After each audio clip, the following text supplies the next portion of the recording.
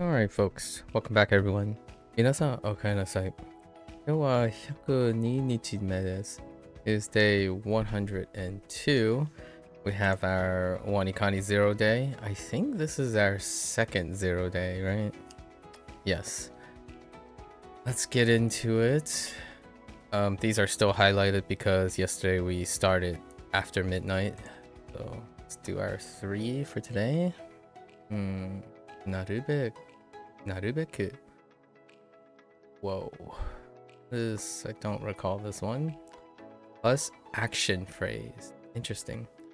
Combining right to become naru and to be permissible. Oh, beku.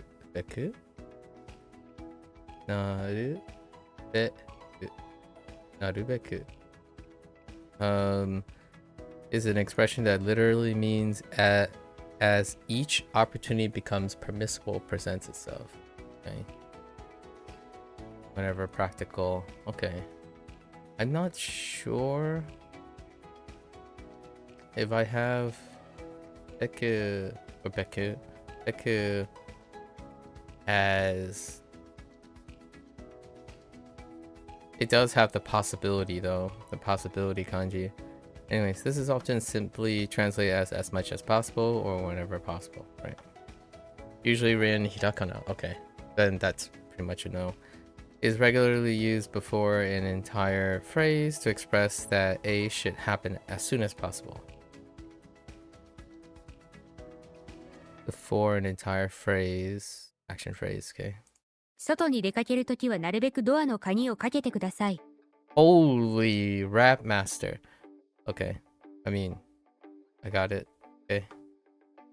仕事で疲れていてもなるべく夕食は食べてください。夕食は食べてください. Okay. Due to wait, I actually kind of want to hear it again. 外に出かけるときはなるべくドアの鍵をかけてください。 Yeah, なるべく. Okay. Due to なるべく expressing the possibility or having the opportunity to do something, it will sound considerably softer, more polite than できるだけ. できるだけ. できるだけ is a similar expression, which is like give it your all to the fullest extent. So that's a great compliment. That was my thought. I'm like, what about with all your might versus as soon as possible?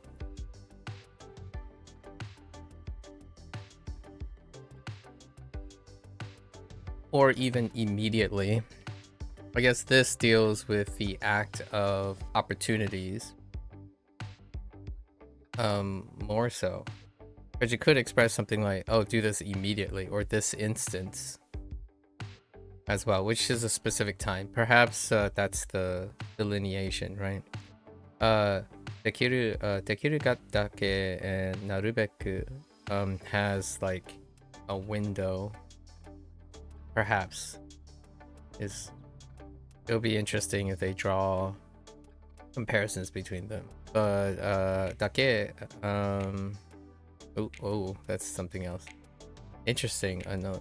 Yeah, but できるだけ does come to mind. Interesting. 明日はできるだけ早く来てね。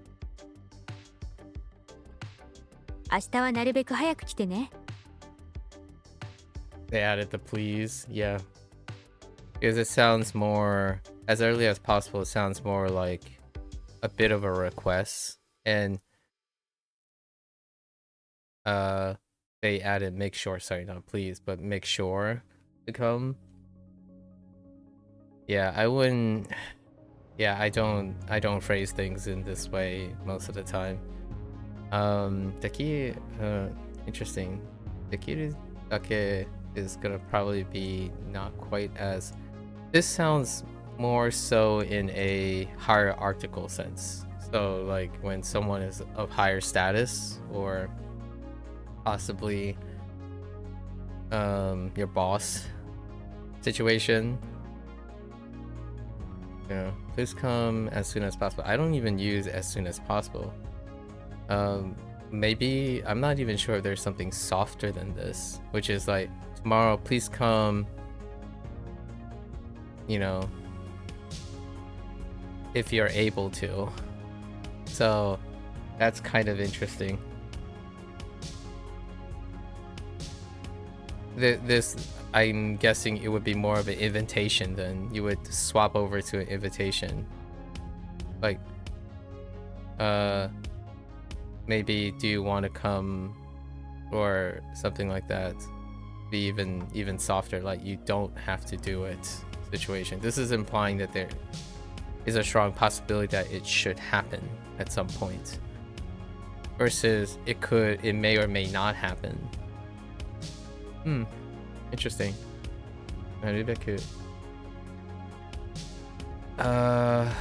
Okay, they say in front of action phrase. This one,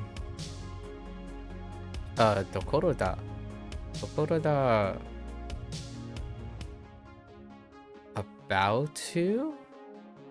Interesting. Off of Oru. And then we got this, right? But now Tokoro sometimes shortens to Toko. Okay, I've definitely seen that before. It's often used to describe the place or situation, yes, in which something happens. The primary determining factor for the nuance of Tokoro is the tense of the verb. It follows. Interesting. When it is the non-past form, yeah, that's there. Tokoro means about to A, or on the verge of A. Interesting. So, wow, Tokoro, that's neat. You get a lot of mileage out of Tokoro then. Or stage level situation. I wonder how that contrasts with, like, Bai, right? Bai and like Baida or something. Like, that's also a situation, but it might have a selective use outside of a phrase. Interesting. Caution: when the kanji form of Tokoro is used, is often referring to an actual physical location. That's what I need to know. In the example sentence using Tokoro, there are 3 uses. Yeah, there are 3 uses, and they did flip between kana and the kanji, I think, in the same prompt, or like within the same group of sentences for the vocabulary, rather than a situation standpoint, right? However, this is something that native speakers will sometimes mistake. Therefore, seeing the kanji form and the hiragana form are both relatively common. Fair enough. Explains quite a few things. You gotta love reading grammar and then seeing the pieces fall into place. It's kind of like how would I say it? This I imagine the first area of linguistics, right? Like when linguistics came about, it's like the study of like language in some way, shape, or form. I imagine coming up with these things felt a lot reminiscent to like biology, where you look at a system and you just observe as much as you can with the system. Maybe you poke and prod it every once in a while, but one of the hallmarks or the core of like basic research is you take a phenomenon, you observe it to the best of your ability, and then explain a coherent association or correlation in order to actuate it, right? Like, and then see how consistent it is. And generally, the idea in biology is that the patterns and correlation you are explaining are largely consistent, and then through poking and prodding, you discover all the exceptions and all the nuances that doesn't follow the dogma, basically, you know, the printable concepts, and then with that tweaking you find all the nuances. So I obviously this might be retroactive.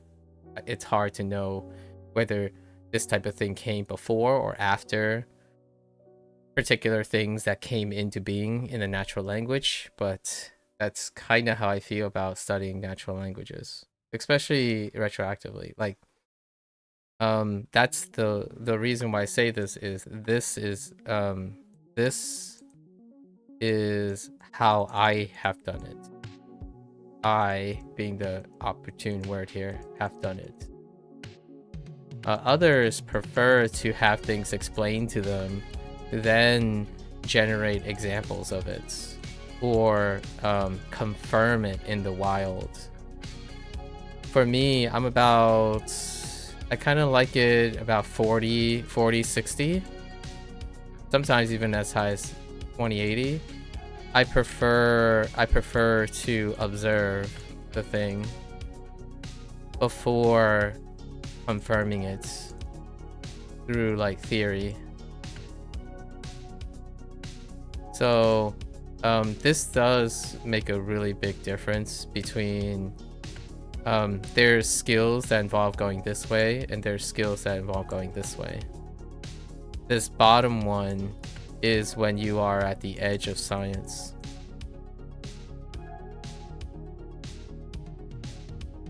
This one, I'm more like 80-20. 80-20 is a better contrast.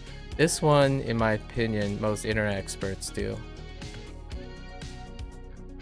Not that it's bad or good, these are two different processes. These are two different outputs. Taking theory and immediately applying it by confirming it in the wild, it saves time because you know what you're looking for, but it's also susceptible to confirmation bias. It's more susceptible to confirmation bias and hyperfocusing. Now, that also means that this method allows you to focus, right? So because it enriches for focus, you can have confirmation bias and hyperfocusing. That's the pros and cons. The focus can become the crutch, right? And in this way, there are also pros and cons. This way, what you're doing is you are most open-minded because you're not seeking for a hypothesis. It's not hypothesis-driven. It's less hypothesis-driven. Less or not hypothesis-driven. And that's what data science is. The reason why I say this is most of the research is a balance between these two. Certainly, you proposed a hypothesis, but when I was collecting data, I was collecting data. The draw of science to me is not confirming my hypotheses. It's more having the privilege to collect a lot of excess data within the scope of a hypothesis.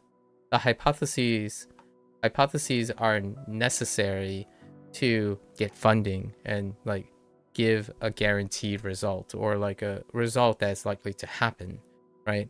And then to do that, you then get funding to design an experiment. And my favorite experiments are the ones that collect the most data of a phenomenon, because you don't know. Certainly you operate on a hypothesis, but that enables you to collect a lot of data around a phenomenon. And that data will tell me what the theory is. This is observational science. It's basic research at its core. This top one is applied sciences most of the time. It's far more quality of applied sciences. You have a problem, you have a hypothesis, and you're designing to confirm if your hypothesis is correct so you can make the proper application. Basic research is so what are the cons of basic research? It can end up being unfocused, right? It doesn't answer the question. The question that you originally go out to set to answer, you fail to answer it because it turns out it's not the correct answer, or it doesn't get you any closer to answer. But then and then it can be unfocused, time intensive, right? It's going to be a lot of time. Basically the opposite of that. And then where the pros, right? The pros is your focus. You can get what's called a practical motivation. This is where discovery happens for the large part, in my opinion. This up here is inventions. So there's a difference, in my opinion, between discovery and invention. Invention is through the creation of something to address a specific problem. A discovery involves observing something that you otherwise didn't know most of the time. Most of the major discoveries in science was due to basic research. Most of the innovations and inventions are due to hypothesis-driven applied sciences. And I was talking to 2 or 3 people about why it's not technically I don't actually know why this is the case. Like, there's a lot of reasons to explain this, but one of a provocative narrative about the difference between a PhD and a master's program being available to certain fields, right? I often find the narrative is very provocative by the distribution of this type of methodology. So I was talking to actually, like I said, the vast majority of the people I've met are CS majors. And CS majors are dominantly no higher than a master's degree and lower. And my inclination is that there is a very provocative and controversial thing. The question is, so why aren't there people who get PhDs in CS? Well, oftentimes when you're exploring a PhD, oftentimes the core of PhD is to do this, which is your 2080 thing, where you have somewhat of a hypothesis and then you go forward and do them. But the idea is you are observing and trying to discover something that no one else has done most of the time. That is what the PhD is. You're contributing to the body of knowledge pretty willingly with an excessive amount of potential time and needing a very open mind to generate and observe something and explain it, right? However, when we think about CS majors and like engineering, for example, or things like architecture and whatnot, it's more for pragmatism. So you don't necessarily incentivize to go explore some sort of observable phenomenon context. CS is very pragmatic. It's a field that's used primarily in application. At least the people who self-select themselves into it. Like, oh, I want to be a CS major. I want to make video games. I'm a CS major. I want to do a specific thing. And when I think of science, like, oh, I want a PhD in biology, my first thought is I just want to observe the world and explain it. I want to observe biology and explain it. That has no, you don't know what the application is. Like, you have no idea what the application is. And the whole idea, at least at the core foundation of a PhD, is that exploration, that genuine curiosity. So many times when people said like they're going to CS, it is already presumed that they're either gonna get a bachelor's in computer science, or occasionally if they're into innovation, which innovation can introduce a little bit more of observable logic or observable observational skills, they can seek a master's program, accelerated master's program. This conversation came up a couple of times where when someone says like, why aren't there any PhD programs? And the idea is it's kind of incompatible with the people's interest. We're not talking about whether those people are smart enough to be a PhD or what have you. That's not what this is about. It's about personally what the applications, the appropriateness of CS. Like, do you? I imagine there are PhD people who study computer science, and when you look at them, they're exploring this. They're looking at the, like, let's just say a great PhD thesis for a computer science major would be something like the integration, the interdisciplinary relationship between behavioral science and computer science in the development of modern generative AI. So a great PhD thesis would be to sit there, observe all the collective data that relates to the innovation in computer science of generative AI and their effects on, like, their neurological behavior or symptoms of human idiosyncrasies. And you don't necessarily, you have this loose hypothesis that there's a relationship between them. There's a relationship between generative AI and the way human behavioral response occurs. Then you go look at the entire body of data, and then you ask yourself, what does the data tell you? Not the other way around. If it's the other way around, then yes, undergrad, bachelor's of science, master's of science, confirmation. You're looking for confirmation. I think when you're in high school, we talked about this yesterday, about the difference between going from high school to college and then college to graduate school. Usually is a transition between being able to analyze and look at things and look at their relationship versus looking for a relationship. So, like, it goes from explaining what you observe. It goes from looking for correct answers, which was yesterday's dominant digression, looking for correct answers to fit the model you were explained to, versus looking at what's in front of you to explain what's in front of you.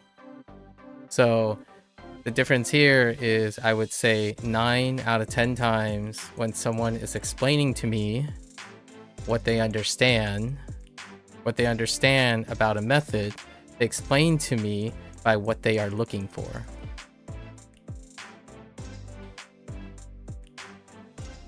They are not explaining it to me by using the thing and explaining how it works. And it's not everyone's cup of tea.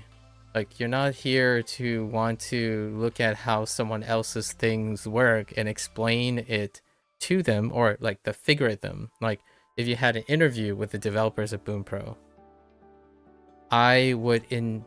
if they asked me to explain, like, the challenge is, can I explain their work to them? And then add my own personal observations. There's a chance that I would have said something that they might not have noticed about their work. That is a PhD, in my opinion. Now, when you're saying, I want to learn Japanese, Bunpro says that they help me learn Japanese, the Japanese grammar. All right, I'm going to use this tool to find out if I learned Japanese grammar. That, to me, and it's not good or bad. Remember, this is not a predication on happiness. If you think having a PhD or open-minded thought leads to happiness and success, ask yourself how many people have them. Like, if this is like truly the goated thing to be intelligent and like, or being open-minded is the way to lead to long-standing happiness, you would think that there should be more than, what is it, like 5% of the world's population would seek that. So let's be realistic here, right? Because what we observe is there's a very small percentage of people. One could argue, well, it's because it's tough to do that. It's like, that's fair. That's another explanation. It's another corollary behavior. The data would suggest that if this is the secret sauce to happiness, then the world population would have an increasing trend for it. Not the case, right? With all the amalgams of possible spurious variables. So just to keep that in mind, because I think sometimes when people think of intelligence, they are referring to how much someone knows or the way they think. That's not quite true in my opinion. Quantifiably, most humans kind of choose and practice a way of thinking, and they are not necessarily incapable of doing the other task. We have to take into the consideration that genetically the capacity is there most of the time. It is through our environmental that shape the rest of it, our selective choices. So here, this would be considered high school and no more than a master's.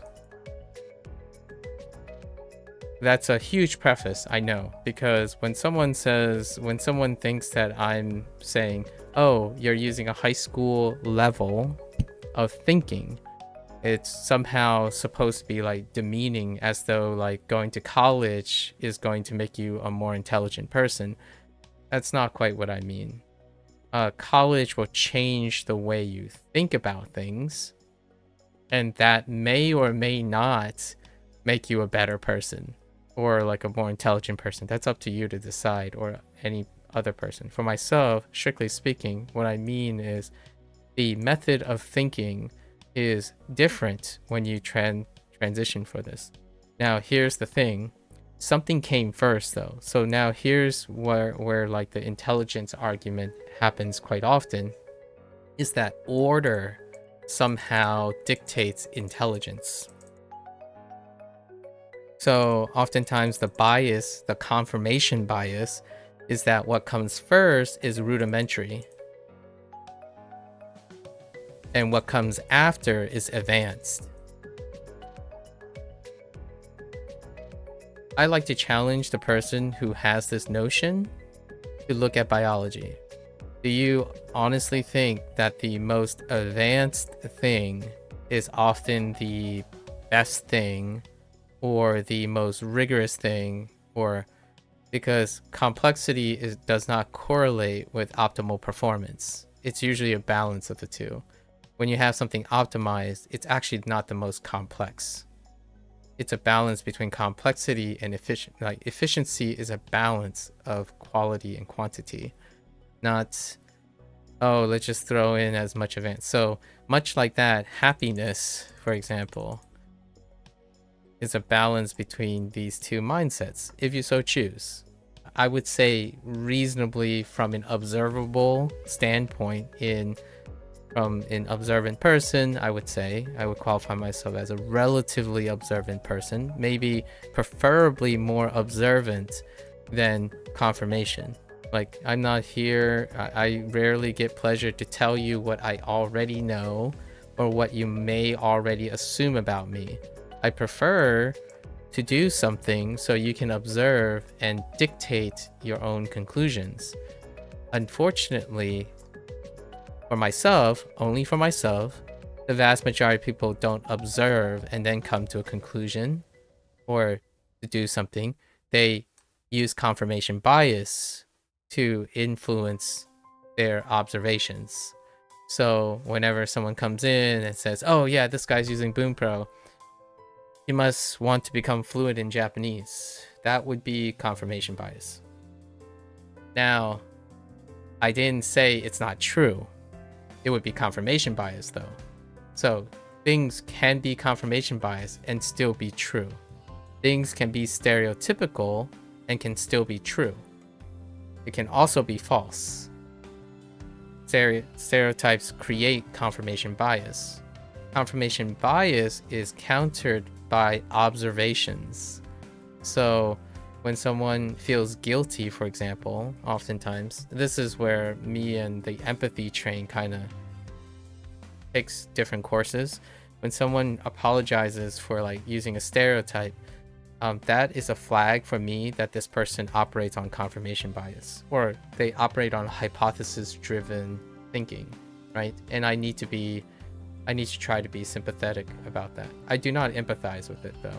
Like, statistics, stereotypes, generalizations, they exist. They can also be false when observations are used. So when you think like Japanese is hard and then you discover it's not hard, observationally you would say Japanese is hard at one point and it became easier at another point. That would be the observational truth. That would be the most realistic way to say something. If you operate on confirmation bias, most of the time is the ends justifies the means. That's the weakness of, that's one of the cons of hypothesis-driven thinking. When you think Japanese is hard, then it might end up being hard. It's whatever the last thing is that you felt.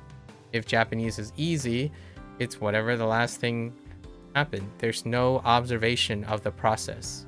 You didn't see that it was hard at first, then it got easier through many steps of refinement and iteration.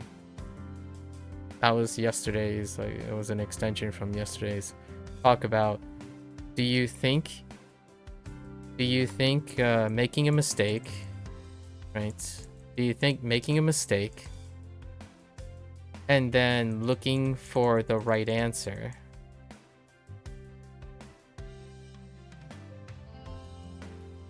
how much overlap do you think these two things are? Because if you're constantly looking for the right answer, you can reduce the number of mistakes you make.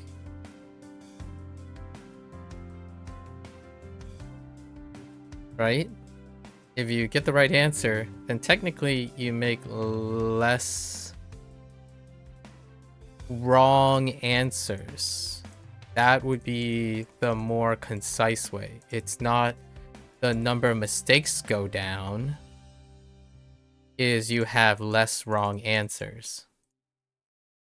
The act of making that mistake is null, not less. That's what an observational point of view would be. When I see someone make a mistake and their solution is to go improve the way they look for right answers, that means that their number of wrong answers would go down. Does that mean that they addressed the way they made a mistake? No, it's a null situation, as in they didn't make the mistake because they found the right answer. They didn't understand any more of the nature of making that mistake. They simply made it a null point. It's a moot point. You don't make mistakes if you keep finding the right answer, right? It also means that you don't know how you made a mistake or understand anything more about making that mistake. That means when someone says, oh, I'm learning to make less mistakes, that is not true. The truth is you're getting less wrong answers, because the act of making a mistake is not the same as whether you got a right answer or a wrong answer. And then there's alternative explanations, which I expanded upon. There is a possibility that looking for right answers, and here's the big thing to tie in today's digression. I said that it is possible to learn so many right answers and then intuit the original mistake you were making. Now, this is under the really big assumption that this person has the observational skills,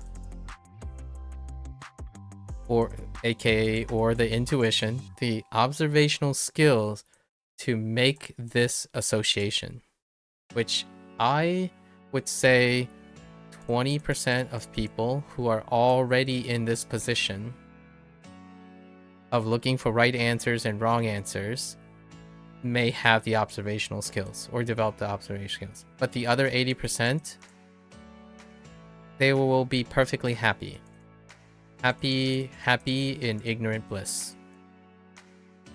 Like, that's a good thing, right? If you know the right answer, there's no reason to have to worry about making that mistake, because you know the right answer. The mistake wouldn't come up anyways. It wouldn't get triggered. It's a null response. And then that's what, in my opinion, would be one of many objective observations you can make about behavior. This, in my opinion, is what I observe about language learning. I think this proportionality is kind of reasonable. 2 out of 10 use observational skills to learn a language. 8 out of 10 use hypothesis-driven structure and exposure to learn a language. So you learn by imitation. You learn by confirming. So when you hear a native speaker speak a sentence, you tell yourself that is the correct way to say it. And then you go look for it, as many instances of it, until you find enough right answers to solidify the example. No observational skills were required, or minimal observational skills required. That's kind of how I feel about, and again, pros and cons. The one that relies on confirmation bias has less associative. So here's one. So if you are someone who is hypothesis driven, then it requires a lot more repetition to comprehend it, because it is considered foundational. As in, you're confirming until it sticks, because then it forms the core. And maybe this will lead to observational skills in the future. But this is where you build upon it. So this part is what we were talking about that was very tough for a lot of people, because that's the default. It's tough consistently, inherently, and intrinsically. However, it is also the dominant way most people learn, quote unquote, a new thing. Because if you think of it as a new thing, you are establishing a foundation. If you're thinking of it as using a leverage of your own observational skills, then you're reliant on something that you have, which is experience. And oftentimes this habitually leads to associative memory, which is the idea that you have to use something you know when you're observing all this data. Then all this data exists, so you have to interact with this data in order to form something, a connection to frame it in a way that you can disseminate it and explain it to yourself and to others. That's using observational skills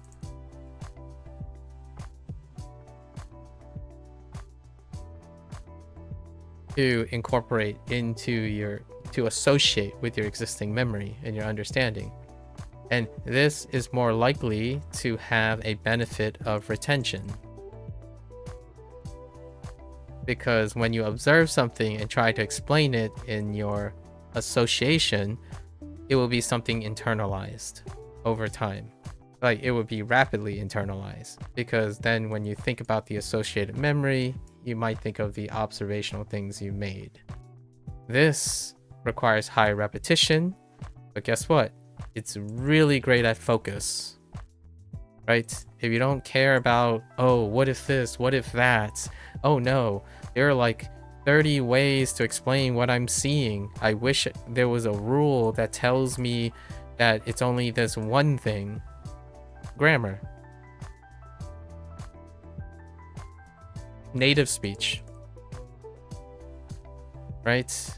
Like, the more specific and concise it is, the more likely that you'll save a lot of time, because you're not entertaining random strays. You're not spiraling off into Wonderland and going down wrong paths, right? Quote unquote, wrong paths and bad habits, right? For the record, someone with observational skills, it's not necessarily bad or wrong. It's more like what is and what isn't. So, like, what is bad to someone who has a hypothesis-driven thing is that it doesn't correlate with their expectations. Like, Japanese must sound like a certain thing, so anything outside of that is bad. That's the nature of hypothesis-driven testing. When you experiment, you think that something affects something, like the temperature of the soil affects the bacterial activity rate. So anything outside of that is bad, is unwanted, it's negative data. So when you test the temperature, you raise the temperature of a bacteria and their activity doesn't go up or even goes down, it's a bad thing because it doesn't confirm your hypotheses. And what does that do? It creates the pressure to fish for confirmation bias. And that's one of the crux of hypothesis-driven testing, and hence why it's often appropriate for applied sciences. If you're portraying it as basic science, it's completely biased. There's no, like, it's very dangerous. If you're trying to explain a system and the only thing you did was to confirm your hypotheses, then you have to, in basic research, you have to rule out as many other explanations in order to strengthen your hypotheses. And I sound like a broken record, but I'm going to say it again. It's called null hypothesis testing. And I did that yesterday. What is the null hypothesis? Looking for correct answers doesn't help you make less mistakes. That is the null hypothesis. So when I presented that null hypothesis to someone who believes that looking for correct answers will lead to making less mistakes, they have to prove it to me. It is far more likely that looking for a correct answer right now, looking for a correct answer does not contribute significantly to making less mistakes. So the goal of that person is to use their observational skills and prove that to themselves. Because looking for and it can happen. Remember that in science, when you observe something, it's a percentage, it's a probability. So what they could be doing, the way they're looking for a correct answer in a very specific condition, can actually make them make less mistakes. That is a possibility. The goal is to prove it, not like to prove it to themselves and myself. The hardest thing, in my opinion, about basic science,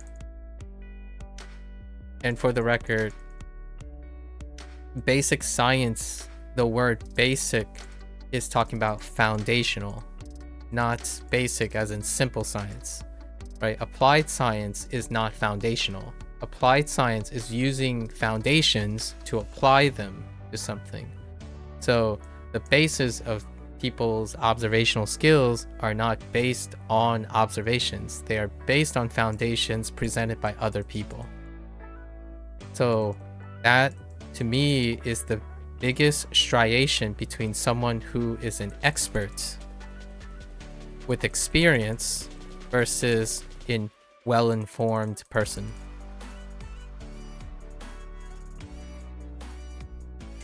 Yesterday, Crocodile gave me the opportunity to demonstrate what my thought process was on Wanikani. And I explained what the thought process was, the process itself, right? Because that reflects my experience, not what someone thinks Wanikani does. So if you're a hypothesis-driven person, when someone says a thought process, they would probably say something like, well, it uses mnemonics, okay? It uses mnemonics, and then it helps you remember them.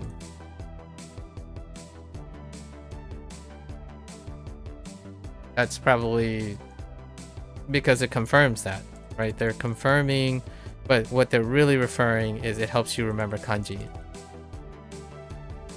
Instead, I focused on all of the things that I observed that I do, and then what I did with it. So it became very long, arduous, like 3-hour explanation. You observe way more than you conclude most of the time.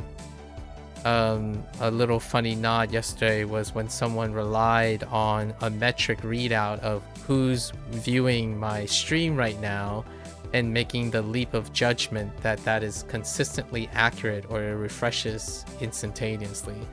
That's the thing about observational skills versus hypothesis-driven filters, right? And here's one on top of that. When James said that Mika wasn't listening to me, it didn't matter if Mika was listening or not. I was going to explain the process to myself. So if someone was observing me, they would probably have already concluded, regardless if the person is there or not, or they tune out or not. Like, I don't even know if anyone is watching now. It's irrelevant. What I'm observing is what I'm talking about. It doesn't require any person to be listening to it. And also, your observational skills would infer that, well, this is recorded. So most of the stuff I say can be asynchronously referred to. And in fact, that is what most majority of people who are interested in what I have to say, when they have to leave or don't care, they're not coming back. If they do care, they can always go back to the recorded thing. That's using observational skills.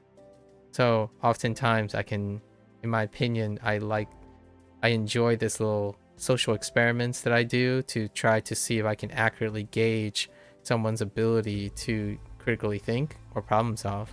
Because in my opinion, the extent of their ability to critically think and problem solve also may limit or expand what I am able to encourage if they ask me to help them with anything. That's only if they ask me to help them with something, because I generally do not provide unsolicited advice. If this sounds like unsolicited advice, it's my observational skills for myself. And then whoever wants to take my words and then use it in any way they want, they're perfectly free to do so. I'm not talking to any particular person. I'm talking about my observations about language learners. And those who think that they are very skilled or not presumptuous, unbiased, or what have you, I'm observing them. So it's not really talking about them specifically, or it's explaining the things to myself. So this is my explanation of a lot of things in the previous week. And it's given me a lot of interesting things to think about.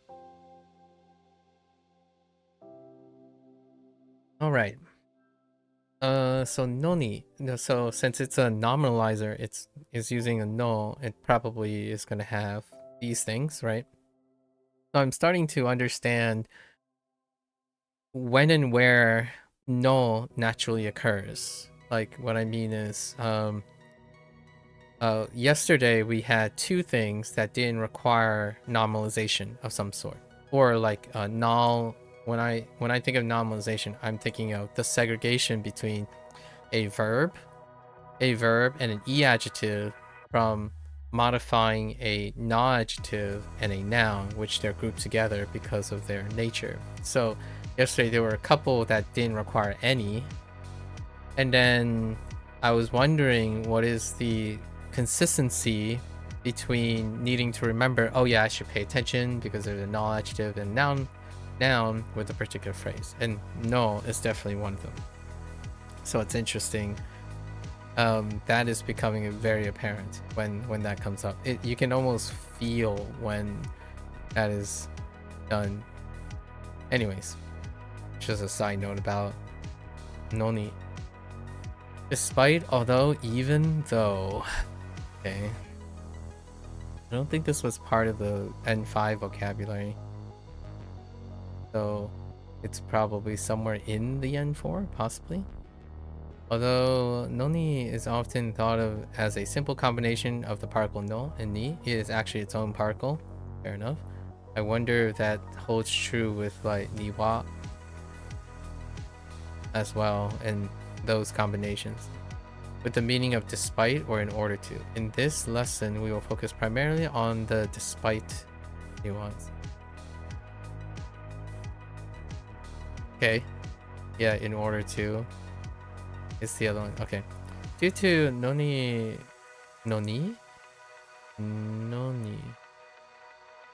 I guess we'll have to listen to that. Being a conjunction particle, it can be linked to almost any word type to show that despite a, b, as with many conjunction particles, na will be required. Yeah, conjunction particles. Na will be required after a noun or non adjective, but before noni. Yep. It is possible to see. What is this spacing here?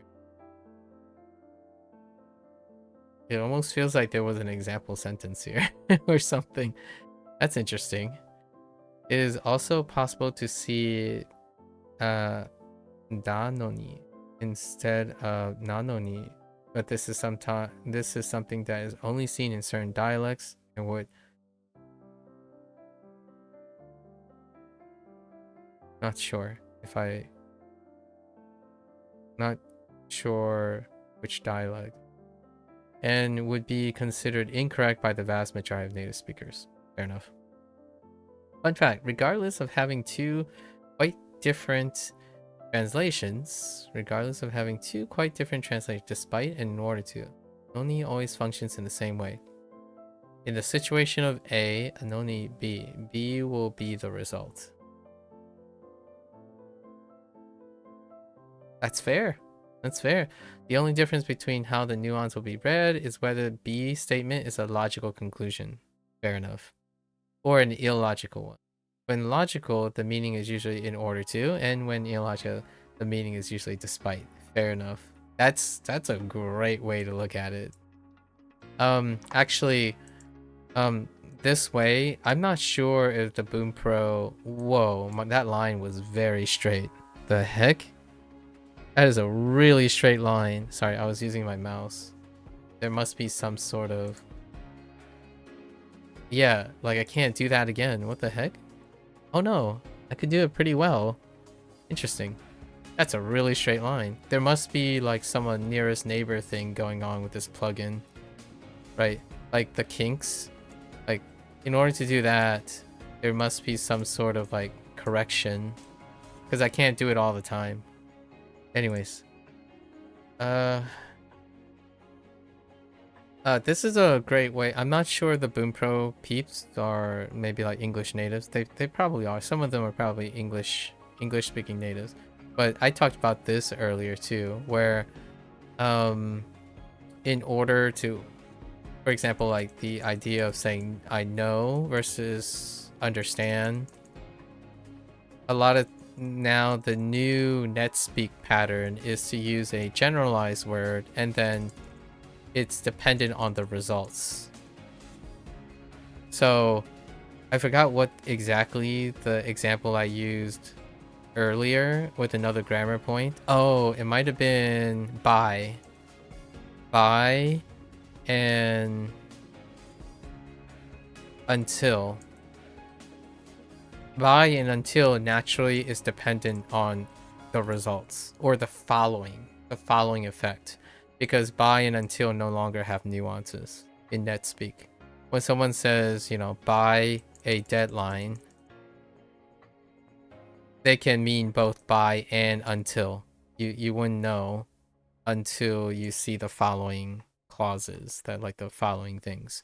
This is the same as know and understand. When someone says, I know the fact, versus, oh, you understand. Well, then they have to explain it. If they explain something about the comprehension versus the fact itself, then you'll know they mean know or understand, right?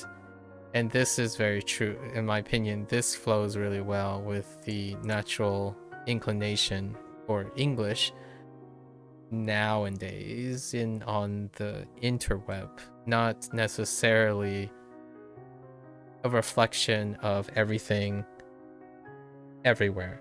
Because if you're talking to someone in a conversation, there are follow-up questions or clarifications that are natural to using concise words.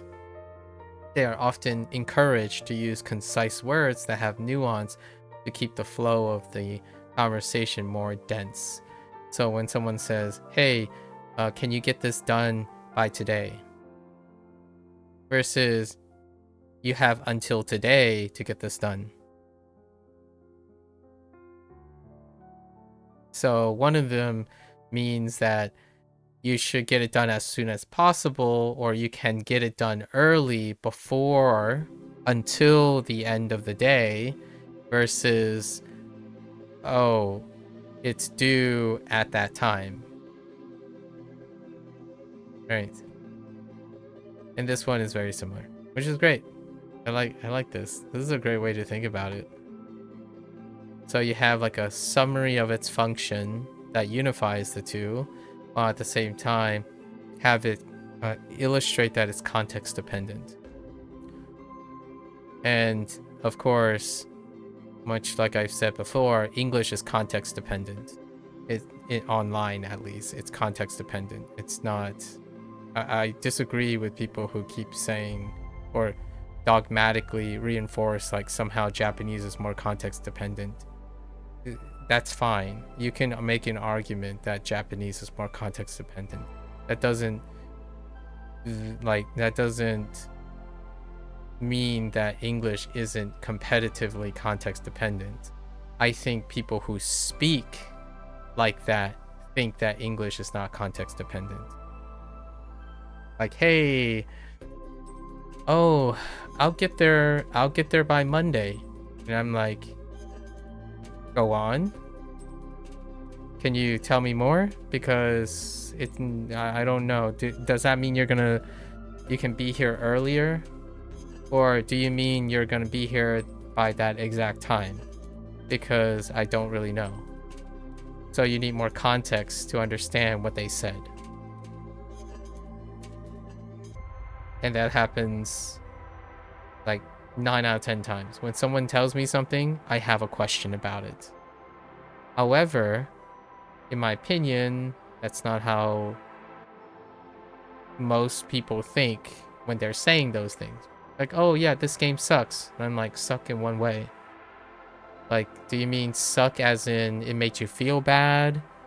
Or suck as in you think you disagree objectively with whatever? Or like, do you think it sucks because it takes up a lot of time? Like, what do you mean? In what nature is the word suck? Right? Meanwhile, when someone says this game sucks, they probably assume that the other person knows exactly what they mean. And that might be true, by the way, to another person like them. So like if the person, their best bud, and they say this game sucks, the best bud is like, bro, same. And I would be standing on the outside thinking, boy, English lacks a lot of context, doesn't it? Because I have no idea what they mean by this game sucks, and then the other person just said, bro, same, like they understood each other. And my first thought is, okay, if I am assuming they understood each other, let's go find out. So I had a couple opportunities where I asked both the people separately what they meant by that, and neither of them agreed. They agree that the game sucks, but how it sucked was not the same between them. It was so desperate most of the time that they highlighted like non-correlating. And of course, these are, you have to take it with a grain of salt. This is confirmation bias, right? There's a sampling size problem. So I'm working on it. So I'm trying to see if the opportunity presents itself, I'm going to test it again and see how consistent, like what percentage of social experiments I can do to test if English truly has come to a point where somehow they are sufficiently echo chambered into a specific group that English does not require context anymore. It is nuanced enough to capture meaning without being context dependent, versus how often is the diversity in English speaker going to make it necessary that English is context dependent, which in my opinion, one is very obvious than another. And if I had to take a bet on like observational data, right, English is context dependent because of its diversity in English speakers and diversity in its echo chambers, unlike Japanese. Now, or less like Japanese. Now, Japanese is becoming more popular now, so it's trending up. So that might not be true for long. Japanese might become even more heavily contextualized than it currently is because of the nature of other cores of outgroups that speak Japanese. And those outgroups will create dissonance with the majority in Japan. It's way, way less though. So when we're talking about context dependency, if I had to take a gamble, English is far more context dependent than Japan. Japan is context dependent in the sense of its mechanics, like these words and stuff. Knowing that rule, knowing these uses removes the need to be context dependent. So there's two different ways to look at this. When someone tells me something is context dependent, you have the confirmation people versus the observational people. My observations personally, when I observe Japan, like Japanese, from an outsider, I know that it is less content dependent because you have to learn the context dependency. Like this, you need to learn it, and when you learn it, it's acted on confirmation. So there is less need for context to understand what a Japanese person is saying when you learn the rules. Which, how does this right here? It is incorrect by the vast majority of native speakers.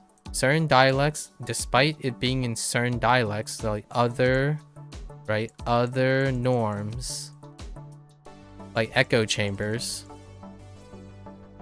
it is considered incorrect by the vast majority of native speakers. This is possible in Japan. So yes, to learn Japanese, you have to learn its context dependency. In English, you have to observe its context dependent to understand what a person is saying. So I have to make this very clear because I'm not saying the same thing.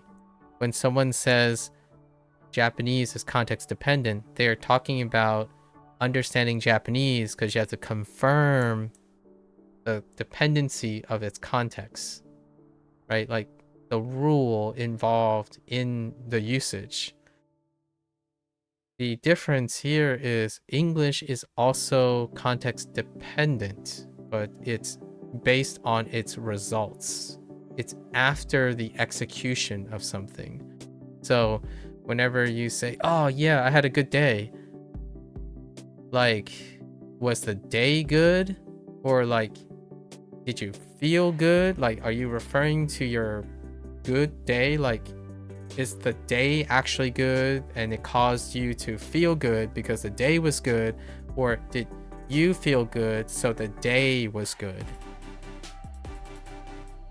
You don't know yet. You have to wait. You have to wait until the person describes, or you ask a question like, oh, what do you mean by good day? Like, do you feel good today? Or did something good happen? That's what I would ask. Because if you belong to different spheres of English, which happens like pretty much all the time online, because not everyone comes from the United States, not everyone's American, not everyone's British, not everyone's Australian, for example. English is incredibly context dependent in a different way, right? So I wanted to clarify that because I need someone to clarify it whenever they say English is not context dependent. Someone once told me, unlike Japanese, right? Unlike Japanese, English is not context dependent. And for a while, it took me a while to understand what they mean by, what do you mean English is not context dependent? Well, what do you mean any language? Like, do you mean like there are languages that are not context dependent? And my first thought is, are there languages that are not context dependent? It took me a while to figure out what they meant. And now I understand better that, like, this was my personal education. I understand what they mean by context dependent now. They mean like stuff like this, where the usage, the construction of a sentence requires that you become aware of the flanking context, right? But then if I say it that way, then English qualifies as a context-dependent language. The mechanism by which they provide the context is different, so the process is different.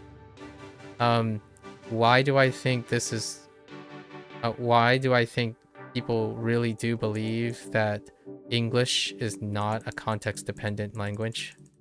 Is because when I listen to them talk, when I listen to them type, they type with no context. They type with limited context. And then they wonder, in my opinion, and then whenever I ask them a couple questions, they wonder they are unable to explain the context of their comments. Like, hey, can you explain to me why you feel bad today? It's complicated. All right, I suppose we'll leave it at that. And like, hey, I keep making this mistake. Do you have any advice? Okay, go on. Can you explain to me what you mean by mistake? Is it the act of making a mistake?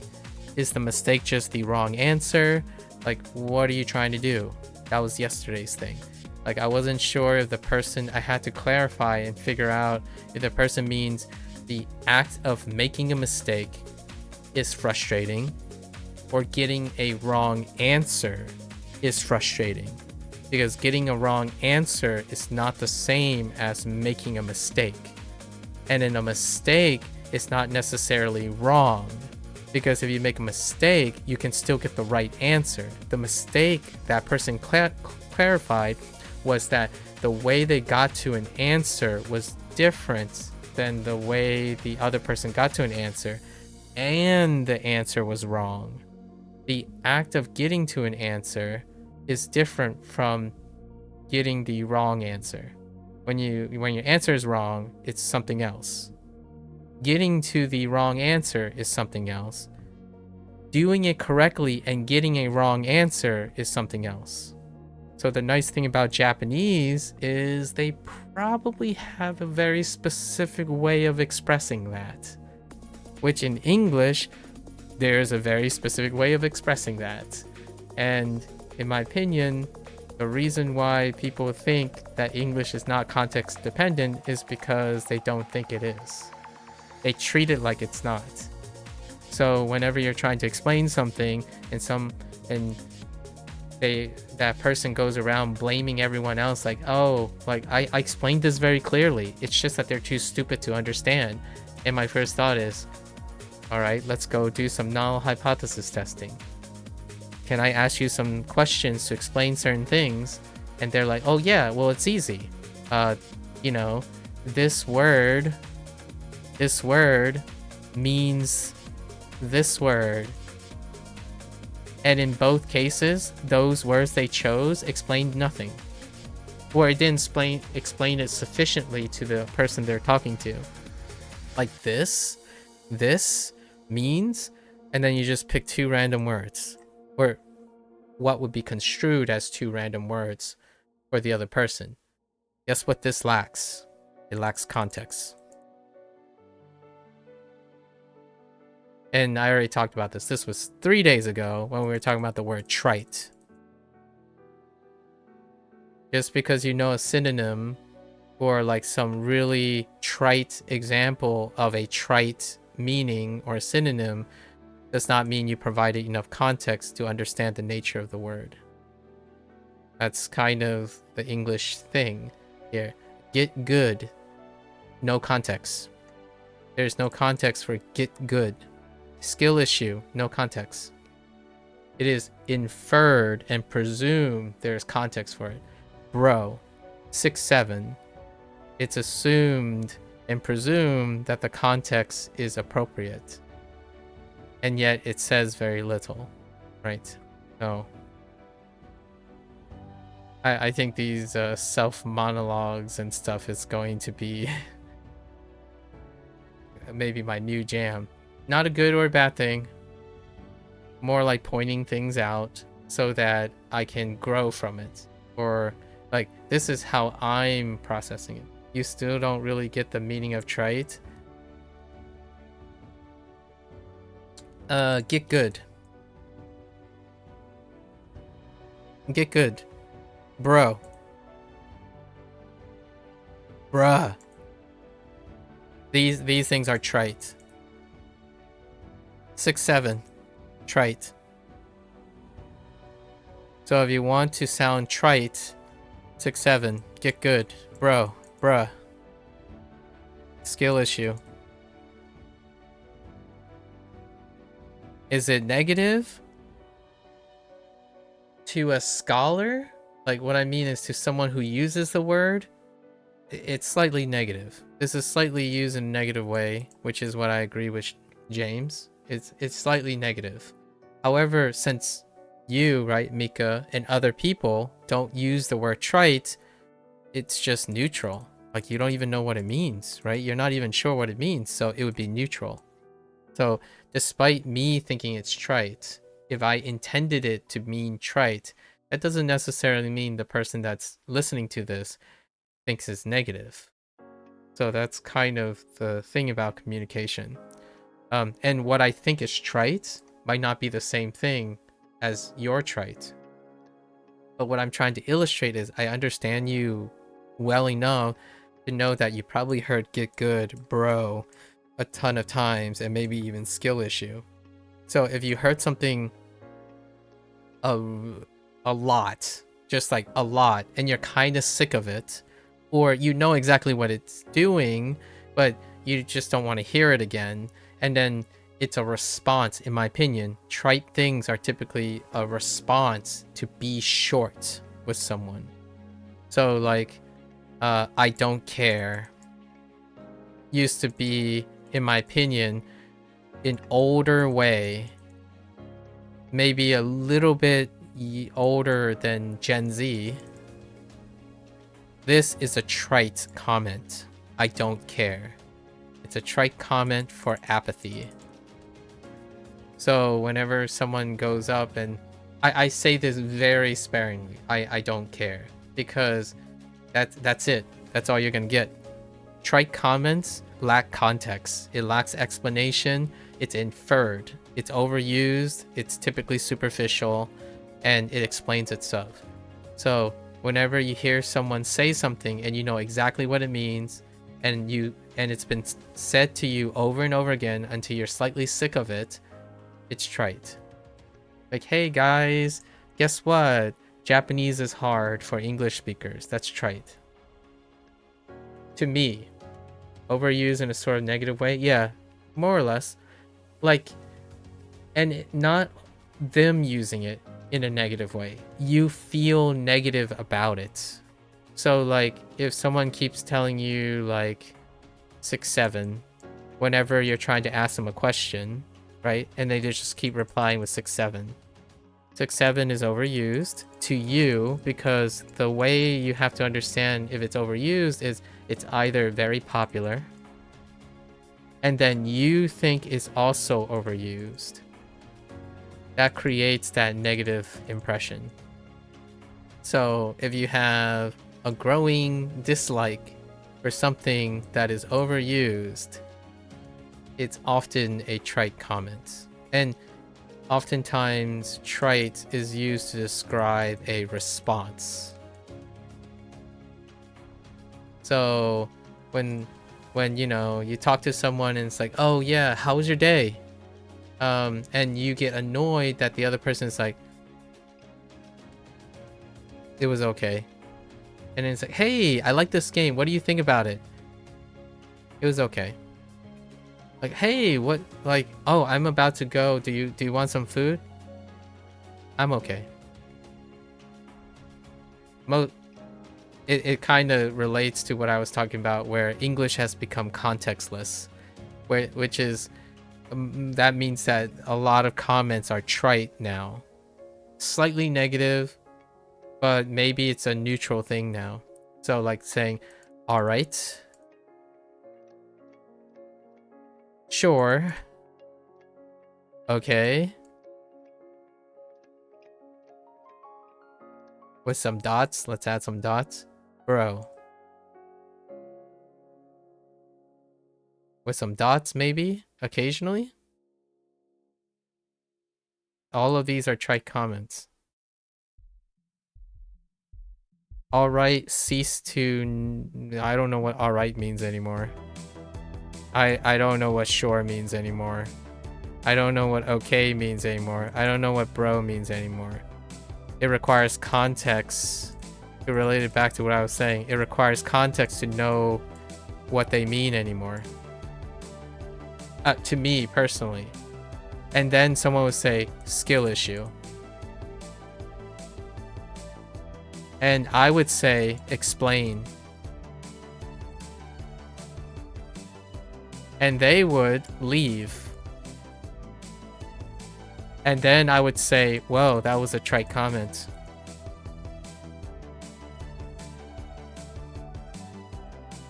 Right? That's the nature. Anyways. Noni. Despite. Logical means in order to, and illogical means despite. Alright, let's go see if I can even remember the first two. What was the first two? Oh. Uh-oh.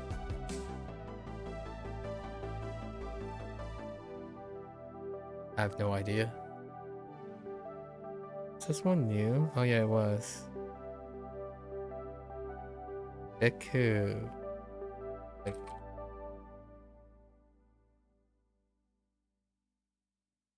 Narubeku. Also slightly unsure about dogmatic still. It's okay. I think it'll come up. I think it'll come up when you study, when you go to university, like when you go to uni. You'll probably get a better feel of the word dogmatic, because you'll probably learn a bunch of dogmatic things.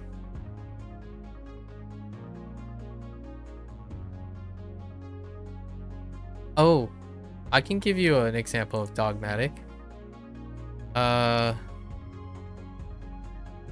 What your parents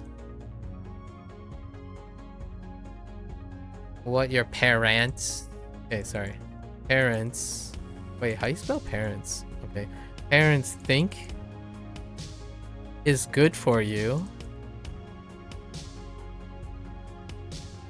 but you kind of disagree.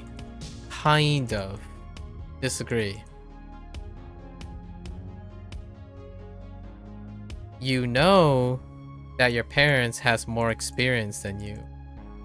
So the chances is what they think is good is probably dogmatically true.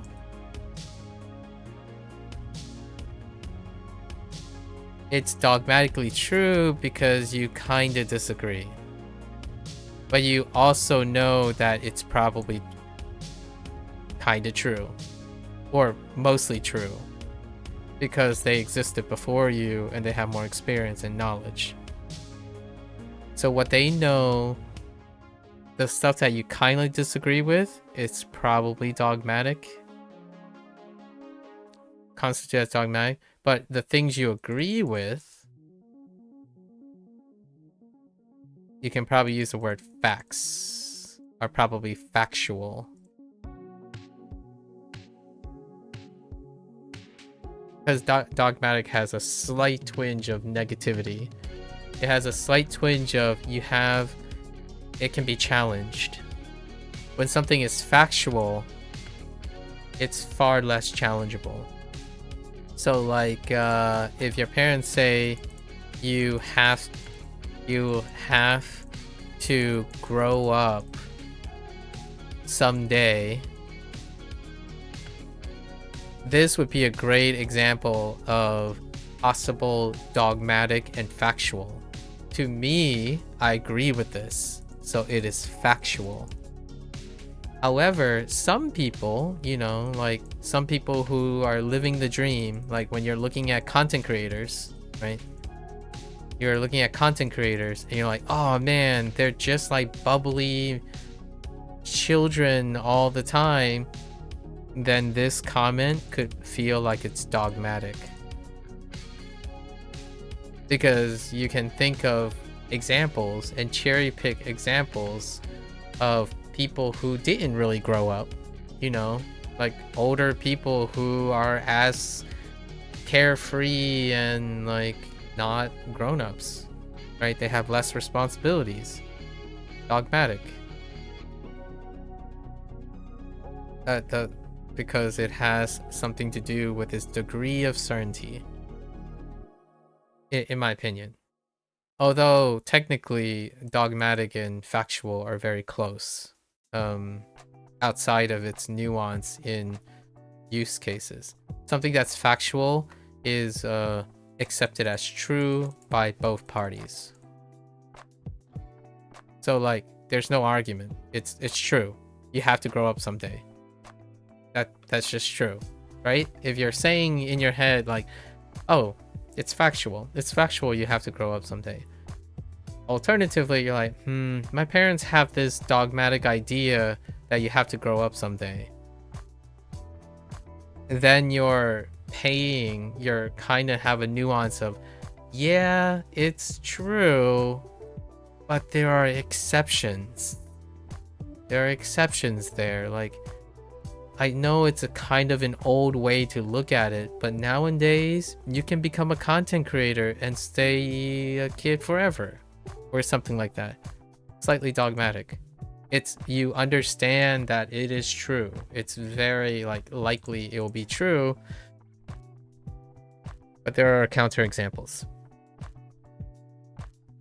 So a little bit weaker than factual. Or law, or something stronger than that. If I were to pick a Gen Z friendly word to compare it, something that is objective is stronger than dogmatic. And dogmatic is stronger than opinion. Opinion is stronger than feelings.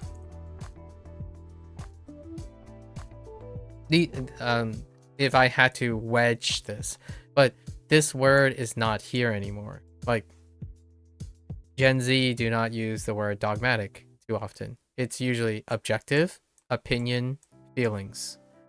Objective is the highest order of facts. So facts would be the noun. These are all opinionated. Oh, I actually, oh no, I used nouns. I should have used like objective. Oh yeah, objective, dogmatic, opinionated, and feelings is kind of a weird one because it's kind of a gerund as well. But and then nouns would be like facts,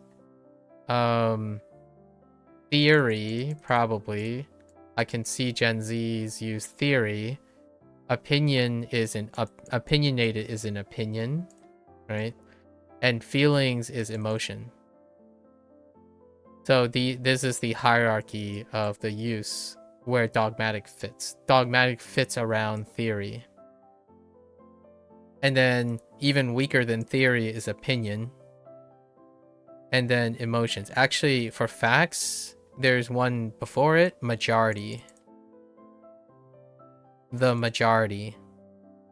So something that's considered objective is the strongest form of factual, which is facts and majority. So in a Gen Z world online, if something's considered the majority, or they say it's a fact, it's the strongest, it's objective. And then when it's a theory, it can be seen as dogmatic because you can challenge a theory. And in what's an opinion, 50-50. It's like whatever. You have your opinion. That's your opinion. This is my opinion.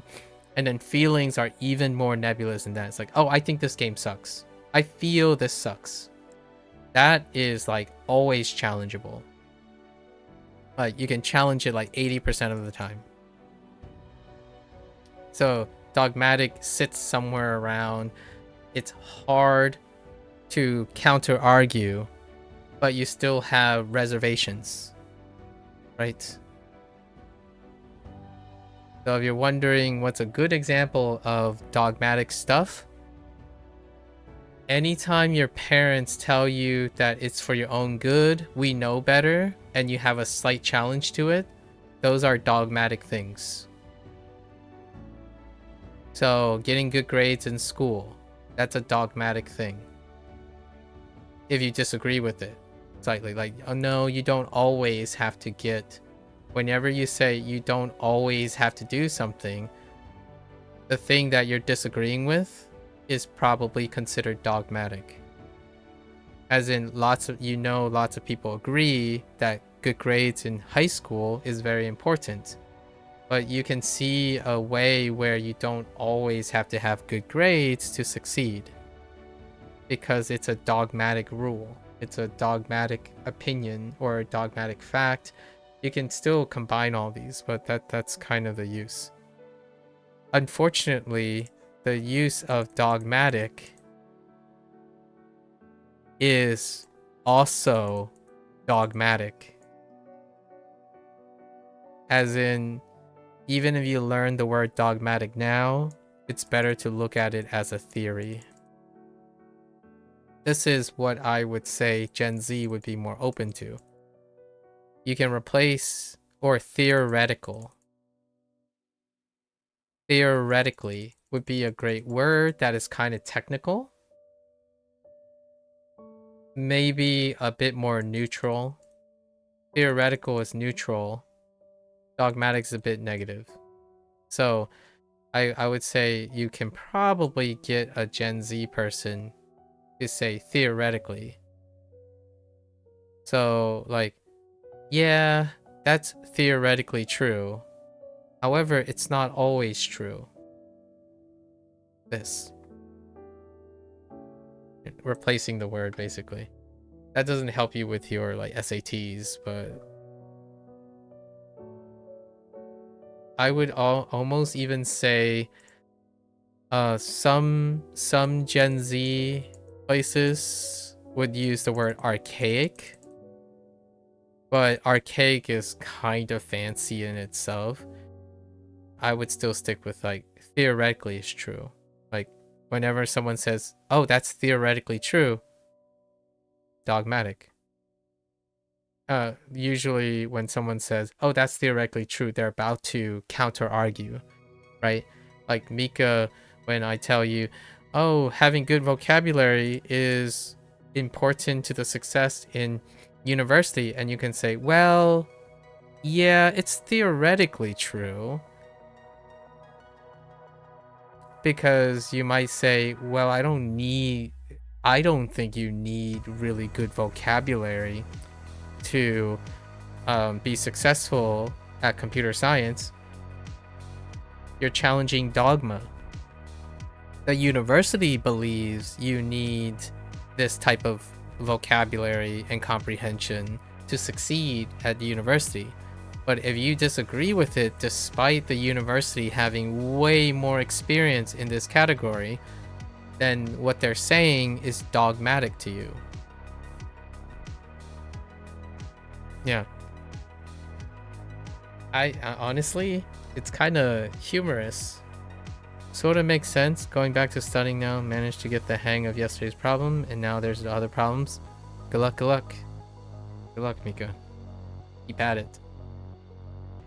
Glad to hear that you found a solution. And also, like, to extend from what you just said, when you solve one problem, more problems come up, right? When you learn something else, you learn that you can solve other problems. I think that's what, in my opinion, if I were to encourage you about what it's like to solve problems, if you can solve one problem by learning, to leave you with a thought, by learning, when you learn something, you discover new problems. And if I want to be dogmatic about this is almost always true. It's almost always true. So you're going to have to try to be excited about it. The more you learn, the more problems you will discover. And it is this that allows you to learn even more, discover more problems, learn even more, discover more problems. Then when you see other people's problems, they're no longer problems. You know the solutions to their problem. So if you're truly learning, it's always going to lead to more problems because you learn more things, right? When you learn more things, you can see more problems as well. So hopefully that's encouraging. That's good. If you're learning something, you should be seeing more problems and doing more problems, because now that you learn new things, you can solve more problems. Gone chapter 10 out of 20 for math studying, then got papers after. So far the timing is on track for getting most studying done by exams. Very nice. Alright, I won't hold you up. Thank you for stopping by, for time being and giving me the update. I'm glad to hear that you sound a lot more like... I'm not going to ask if it's boring or exhausting. We can kind of use our imagination here. I'm glad you're being able to still be able to do something. What else can be said? Hydrate. Hydrate. Get a snack every once in a while, right? Keep your energy level up. Something like that. It's very... I know that sounds trite, but don't forget to hydrate and take some breaks for like mealtime or something. Alright. Just about to go home. How to... Was this the... Oh no. Hang on. So you normalize it and then... Neat. What? Oh no, wait. That's not how that goes. Is it? No.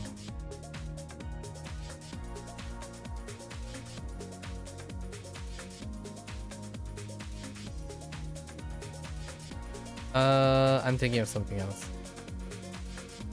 That's despite of, or in order to.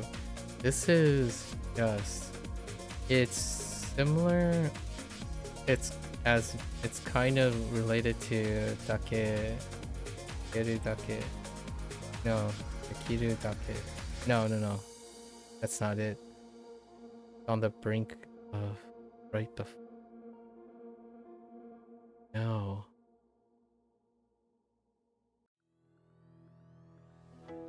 What is the kana but not the kana but kanji character that I'm looking? Dang it.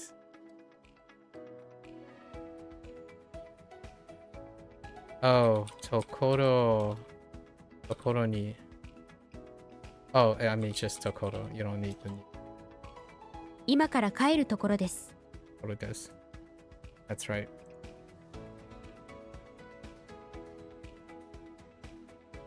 You think you just went a bit over yesterday? It was 12 hours into that session by the time you left, though there was a few breaks for food, etc., but got some good sleep. Excellent. That sounds fantastic. Keep up the good work. We'll have a lot to talk about next weekend.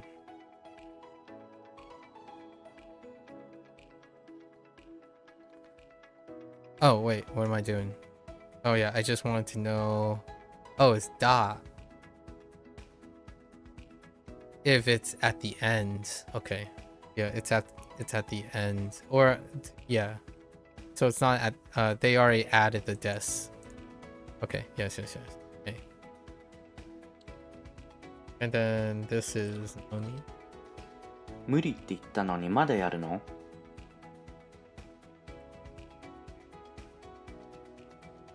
And Tokoro action phrase, right?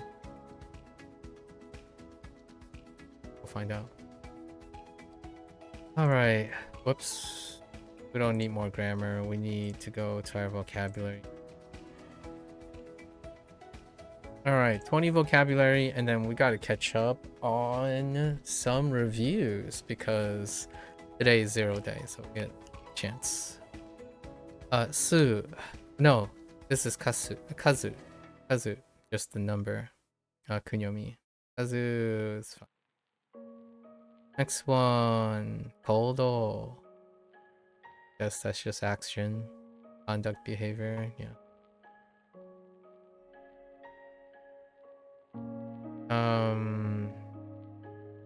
Was this help with like a menial, like a weaker help, which is like tatsukeru. Oh no, this is not the same. This is tatsukeru is to help, like to save something, help. Not what was I thinking of? Tetsudau would be the help, like kind of assisting help. This one is tasukete, tasukeru, like tasukete, like help me situation. Tasukeru.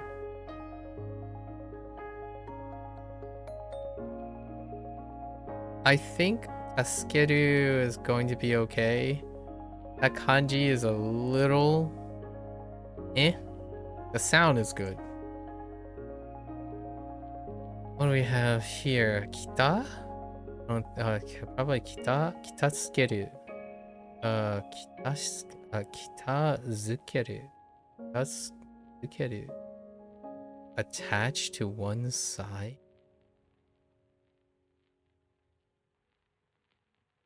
Oh, tidy up to straighten up.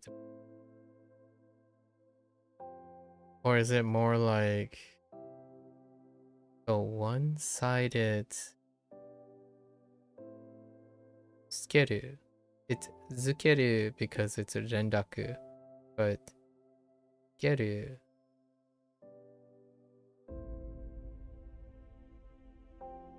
I can kind of see it. Oh, to bump someone off. Oh, that's interesting. Hang on. I'm a little bit weak on the attach. Is that not attached? It is attached. Interesting. I'm not sure if I've seen this kanji arrangement. And it is in kanji. Interesting. Katsukeru. Okay. maybe. Osta. This is Modoru. Turn back. Okay. Deizato. Shimaru? Maru. Eh? Okay. The other clothes. This is gonna create a... I think this is gonna create a 33% on some of the things until we get like grammar nuances to clarify a few concerns I have. Nakunaru is fine. Naru. Oh no, Kikosu. Yeah, I mean Okosu, not Kikosu. Okosu. Yeesh. Alright. Yeah. That's Okosu, alright. Jibun de.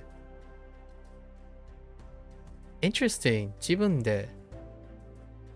I wonder what its relationship with hitori de. Jibun hitori.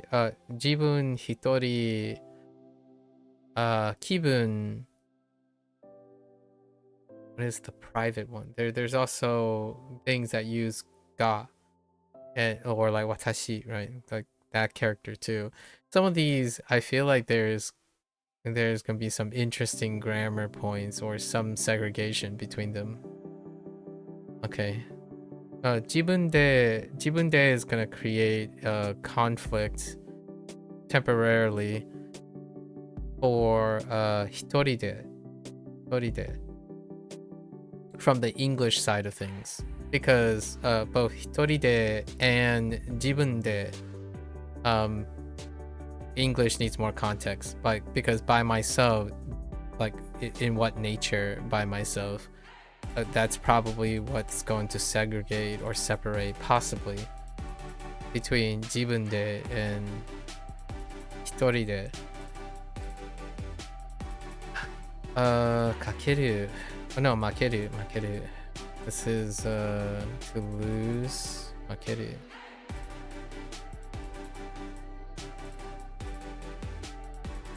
What is that? Zehi. Oh, this might need help. Zehi is not good. Oh man, I really thought this was gonna be written as kana. Okay, Zehi.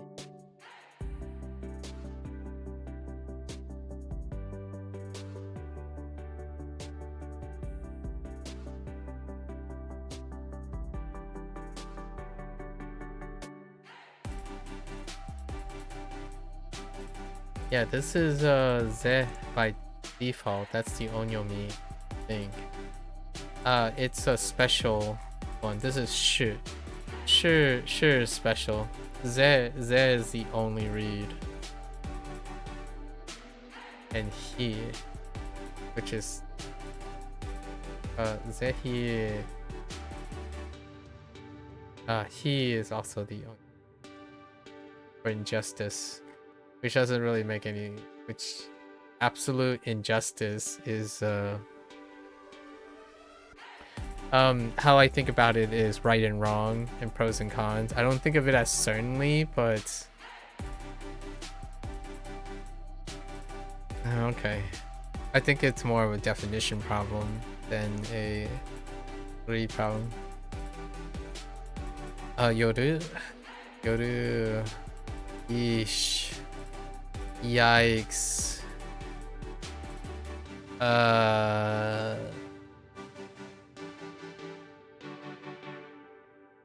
So that's odd.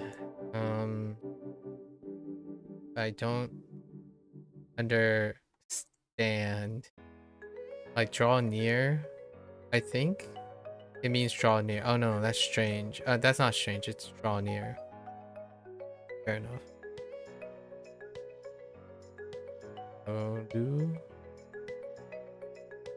What was the onyomi for this? Ki? I think it's ki.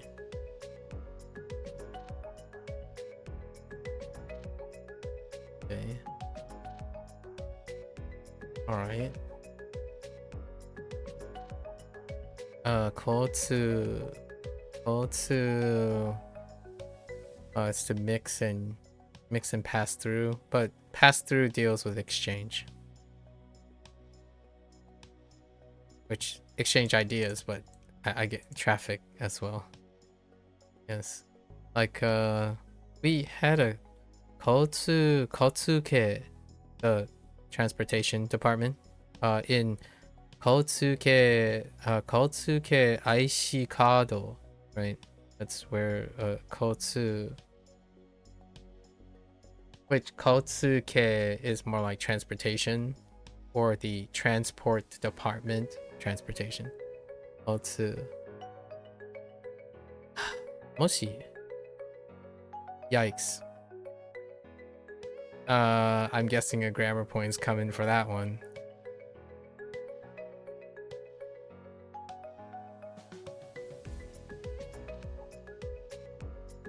Okay.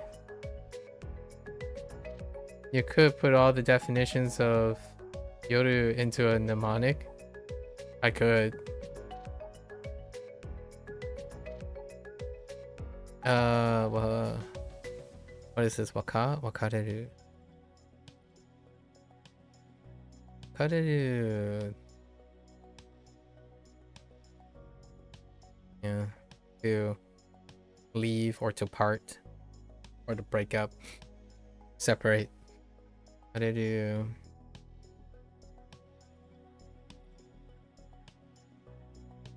What is that? Betsu?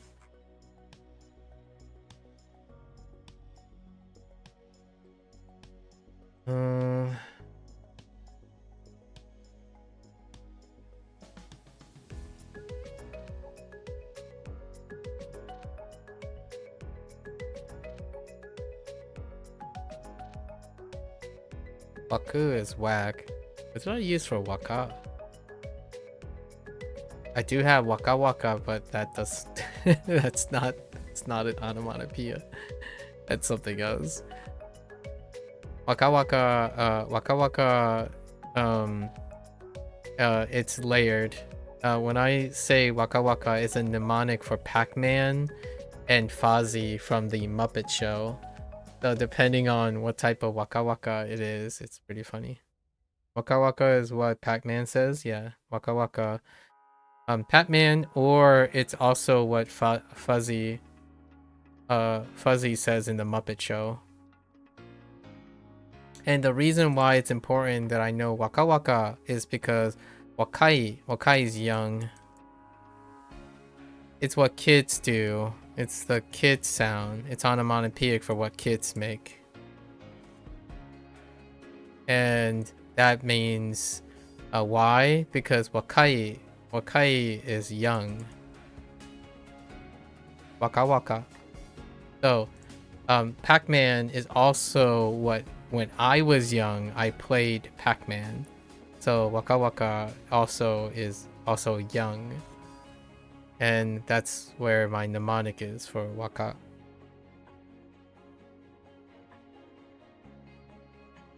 Yes, that is what Pac-Man does. But it's even more layered than that. Even more layered. Emoji. It's fine. Emoji is fine. Because we have Moji is a special read. They're kind of layered on top of each other.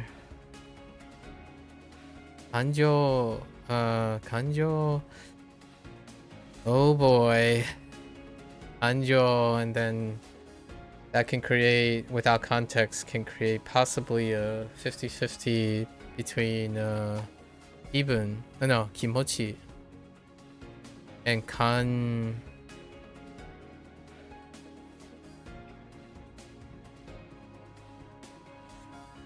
Kanken. Kanse.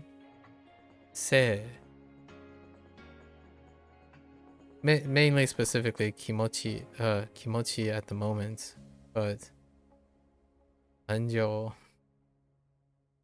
Okay, anyways, we'll cross that bridge when we get there.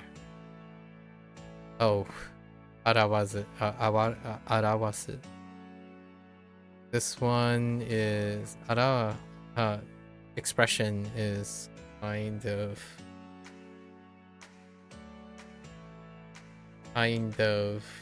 very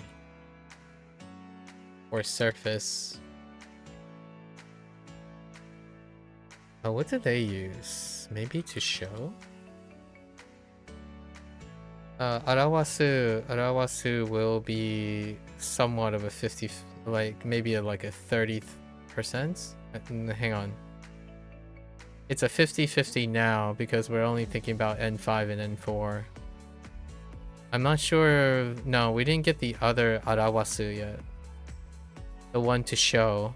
But we did get miseru, which is to show in a different way. However, English, it's gonna be a little tough depending on the sentence because of lack of context. So even if you see, like, it says to show, to represent, to stand for, to signify, all those, English has less nuance for differentiating miseru and then both the arawasu. Oh, was there another one? There could be like mikaesu, sort of. No, that's far enough. There's also like haki, maybe hakisuru, and then there's skeru, possibly. Well, skeru is more like to be transparent, but that's kind of like to reveal. And there's also to display. There's quite a lot of different ways to display. Using ke, the onyomi ke, the character ke with the onyomi. All right, let's kazu. Am I okay with kazu? A mathematical quantity or figure that represents a numerical value. So kazu, we used a mnemonic that was like it's a one-time use. Kazu is most memorable from Duolingo, actually. Interesting enough, it's kind of one of the first kanjis. Lots of counting and number involvement. So kazu was introduced early.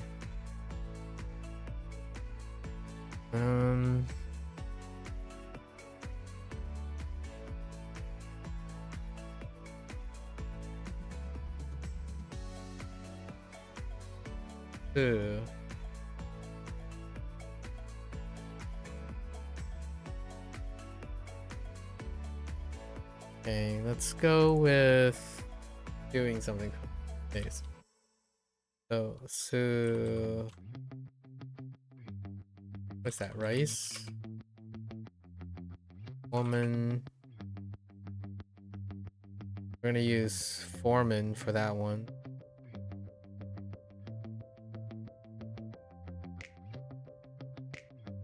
So number the woman, foreman,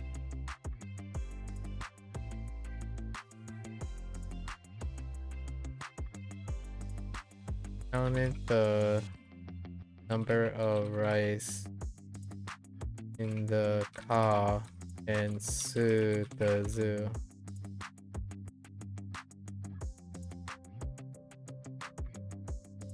Okay.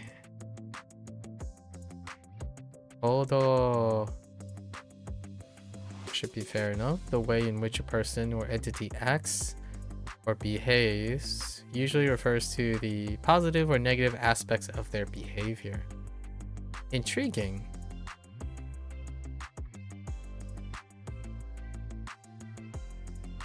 That last bit is interesting. Right, and then this is taskeru.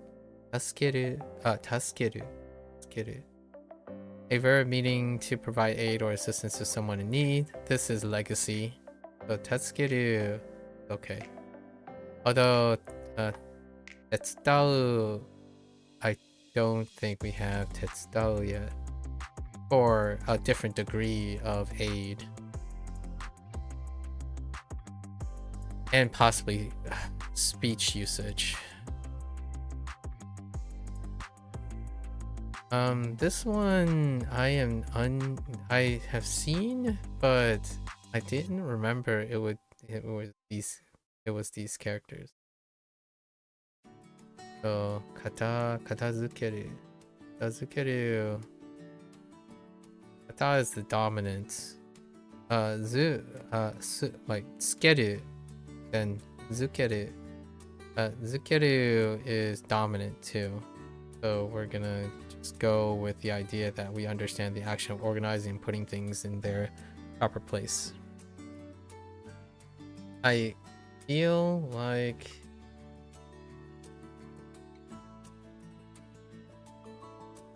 oh no.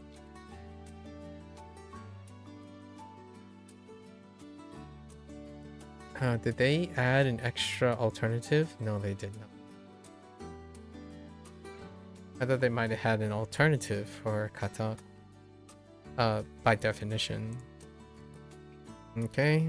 Non-Japanese word for printed advertisement or visual display that's often affixed to a wall. Poster. It'd be, you know what? I'm kind of curious. What about, let's look at Jisho for a moment.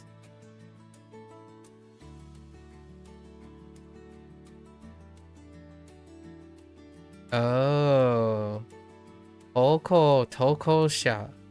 Tokosha makes sense. A poster, not this poster, a different poster. Tokosha. I was curious because it only says poster, so I wanted to know what kanji. Then what kanji did they use for poster? Tokosha. Interesting. Your favorite onomatopoeia is fuafua? Hello there, crocodile. Hello. Mine is I don't know. What is the most recent one that I talked about? Pika Pika. Probably Pika Pika. Yes, it's that same Pika Pika. That was the most recent that came up. I'm not entirely sure of onomatopoeias. And then obviously today is the Waka Waka. Well, I wasn't referring to the. Of course, I wasn't like, to put it in context. I wasn't referring to the onomatopoeia. In this case, James was though. James was possibly referring to the sound that Pac-Man makes.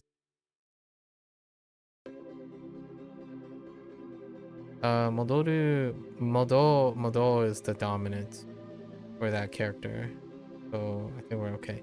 Go back to a previous place, condition, or state. Okay. Desato. Non-Japanese word for a sweet course typically served at the end of a meal. Shimaru. Shimaru. That's okay. He'll probably create a 50-50 until I really iron in on the type of things.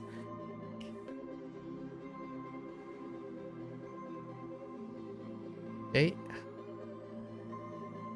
Nakunaru is special. Death is always special. So I leave a little compartment in the corner of my brain for things related to tsu. To describe the unfortunate event of someone's death. Yeah. And then we have okosu.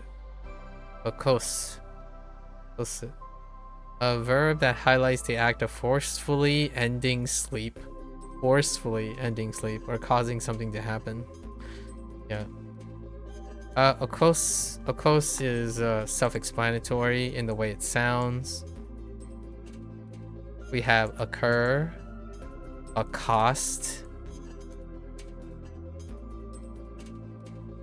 is how this is before wanikani and whatnot occur, and accost, which is to cause something to happen, which involves causing one to like rise up from bed and whatnot, or to cause a rise. So close. Some legacy from before wanikani and more Duolingo than anything. 自分で doing something independently or on one's own. 自分で is associated with 一人で is how they're grouped together. Makeru might need some reinforcement. Might.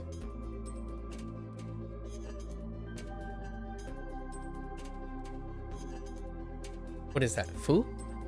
質? It's not 質. Probably fu.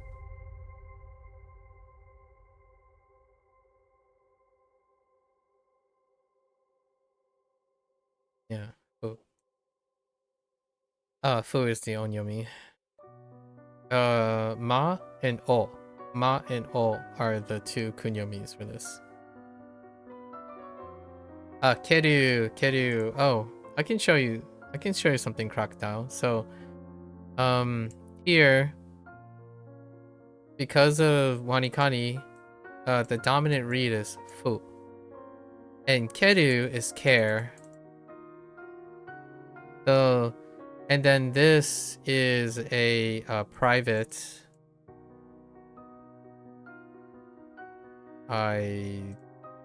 Mouse tough. This is a private seashell right here. Private seashell. And then the mnemonic would be something that deals with ma, as in ma. So ma, a fool. This is fool. Caring and dealing with something with private seashells. And then in the act of losing. So if you look at it this way, Ma warned the fool to care about their private seashell stacks before they lose it all. Then you would get Makeru. To demonstrate, like, if I forget it, like if I'm just like, oh, my intuition has failed, all of this stuff would be part of the mnemonic to remember what Makeru is. How quickly can I do this? Probably quicker than you might think I'm not doing it. Most likely, most would not think I'm doing this, roughly speaking. So like, how long does it take for me to do all of it? Probably not as long as people would think that I'm doing this. Largely because I've done this quite a few times already. By few, I mean probably several hundred times. Over. Okay, the action of not winning in a competition or contest, right? Makeru is also, if you want the Duolingo, I forgot to include Duolingo. Makeru is linked with cuts,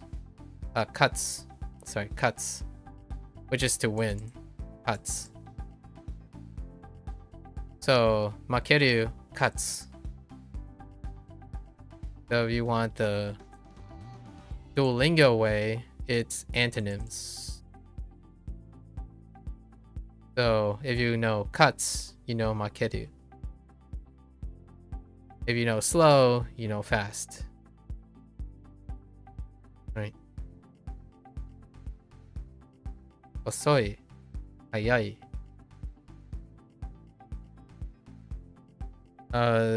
Zehi. I might have to write something for Zehi.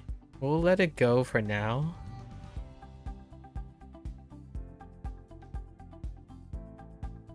So this one's a little interesting. To give you what's processing through my head. A legacy, the sound triggers certainly. And why is that? Anime. This is a very common, like, standalone. It's actually kind of like a feed in many places to assure something. So zehi, zehi, and that would give me this certainly and without fail. The thing is, this is legacy, so it's not attached to the new way of interpreting this, which is a little compartmentalized right now, which is right and wrong and pros and cons. That's coming from character study. So this is what is. This is what's not. So why do I think of it as what is what not? It's because in Chinese, this is something good, this is something bad. So often it's right and wrong and pros and cons. And on top of that, the character studies for Wanikani reinforces that nature. So this became the dominant translation for me. However, if I hear someone say zehi, they're usually not referring to this, they're referring to this. Hence why this is number 1 and this is number 2. All of that is happening when I'm looking at zehi. So this stuff that I'm talking about here is all that same stuff that I did in the last one, the Wanikani and then Duolingo, and like this is closer to the this idea of using the definition and the relationship of the characters. It's kind of a mix of Wanikani and Duolingo's bootstrapping. This legacy is coming from immersion. So whenever I hear zehi, I kind of default to certainly, without fail, and oftentimes that's kind of how they're used predominantly, and then right and wrong. So when I hear the sound, it triggers this understanding of what this character is. Kind of a mixed bag here. An expression used to strongly encourage or recommend something in any case. A. Certainly without fail. Yoru is kinda rough. We might have to. What is that? Key? It's key. Yeah, key.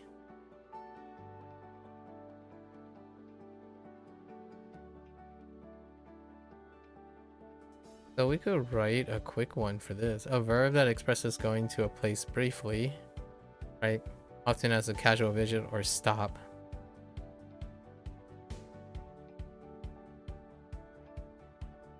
And among other things.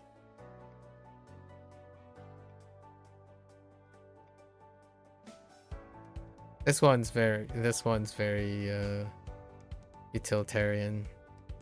Or not utilitarian. This has diverse uses.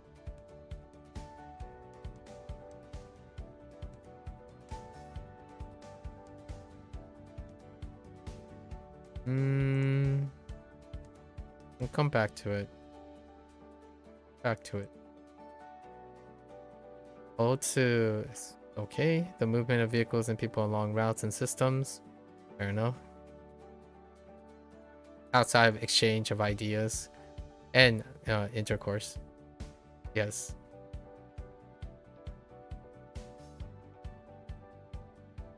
Moshi.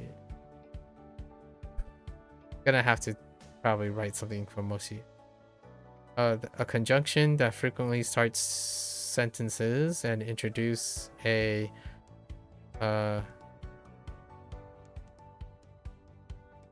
conditional statement or hypothetical scenario. Yeah.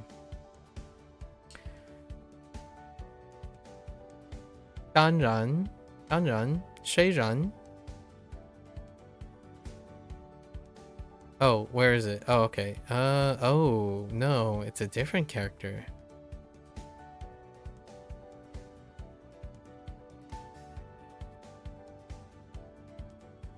Oh, it's like a contract. Interesting. Or like, what did they use for this?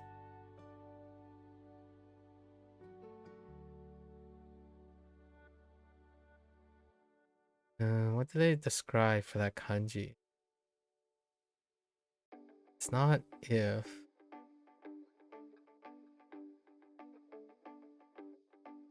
Arrangement, maybe?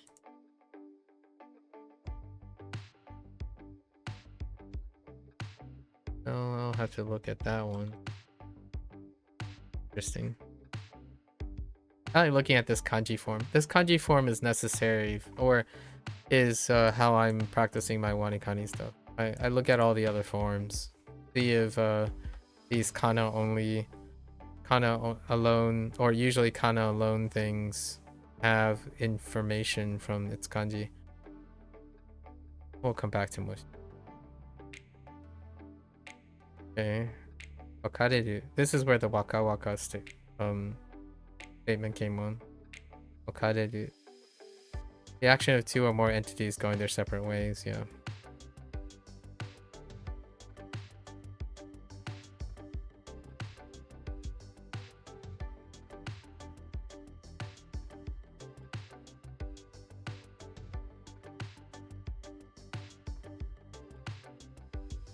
There is a slight grouping with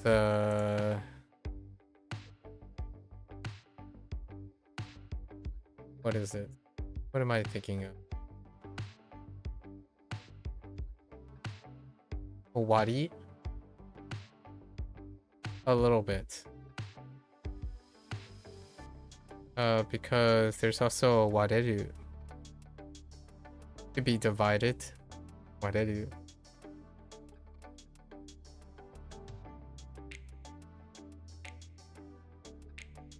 Hello, sensei. I have learned Japanese from a game, Wakotabi, and you have already finished that game. What should I do now? Go and find your next game. Is that all you did? Oh, like, have you tried other things?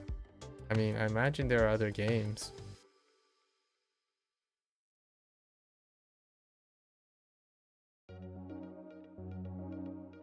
I'm not sure if you can finish a game that's live updated.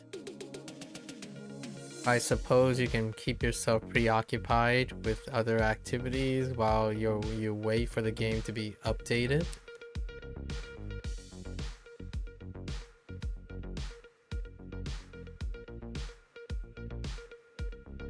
Explore the wealth of Japanese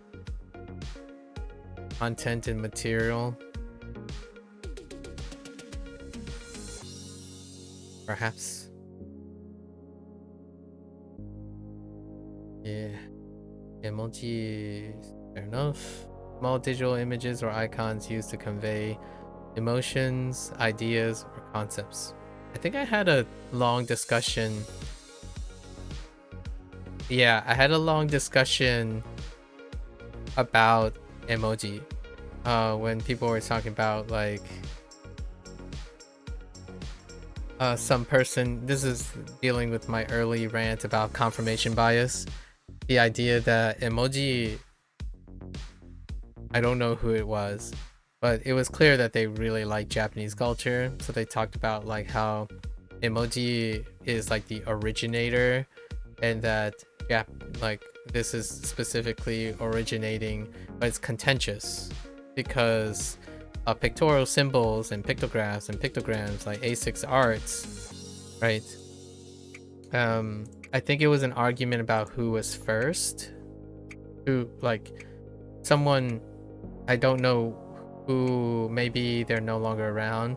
They have this inherent habit of talking about whichever one came first is more important, so they're more of the originator.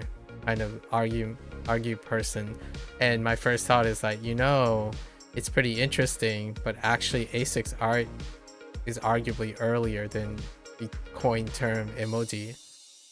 Like emotes, I think that was the divisiveness, the difference between emote and emoji. And then they said something like, well, emotes copied emoji.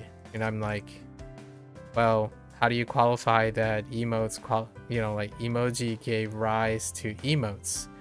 And they made a comment like, well, it came first. And I'm like, are you sure about that? Because what classified as emotes actually came first, if they were talking about years. And for the record, I don't actually think that is how you argue about origins a lot of times, because sometimes things can come up unrelated to each other, right? You can have independent and not dependent things.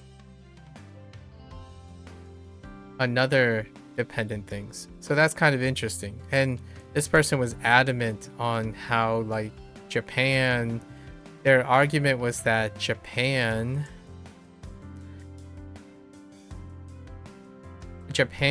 knows what's best. Like, they're always the innovators. That was the comment. Yeah, that was the bold statement that I was alluding to. I was thinking like, well, I mean, Japan is incredibly innovative. They created a lot of things. There's no doubt about that. However, this person really wanted to correct me when I was talking about emotes, because it's technically emoji that I'm referring to. And I'm like, no, I'm actually referring to an emote. And they're like, no, but all emotes are emoji, because emoji predated emotes. I'm like, that okay, and how do you know that? And they went by the argument of years.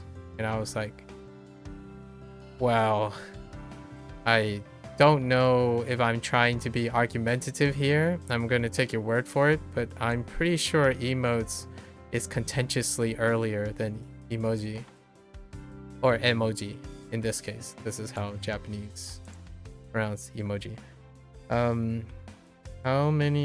What is the best app to learn Japanese for beginners?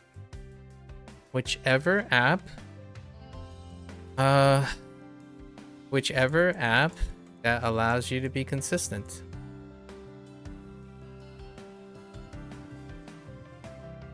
First, whichever app, and consistent means that you don't get burnout. No burnout. Start with that. How many time do I spend for learning a new language per day? Learning?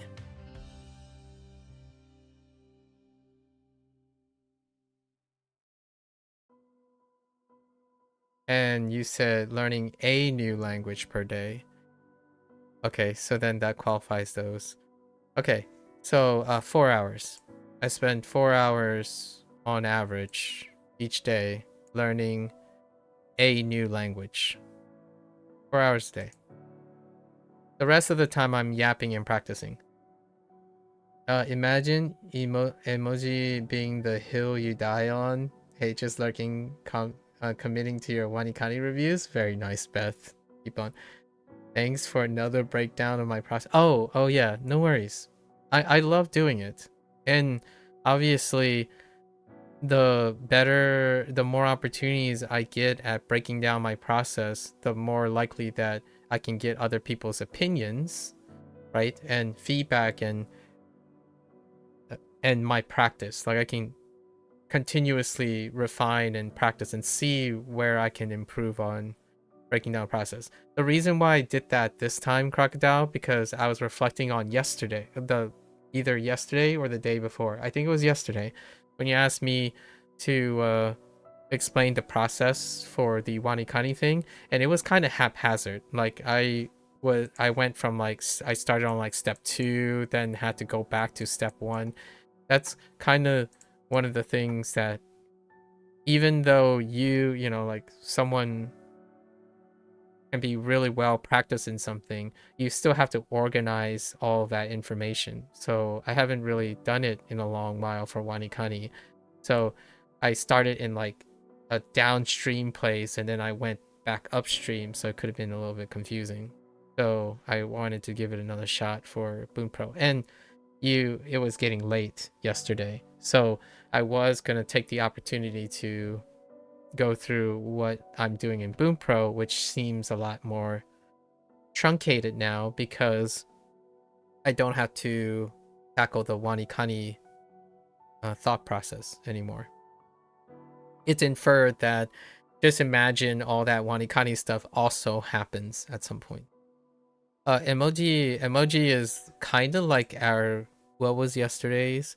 It was a special read character. I don't remember specifically what it was. It could have been something with mono. This one is a special read. So mo is NG. Mo is a special read.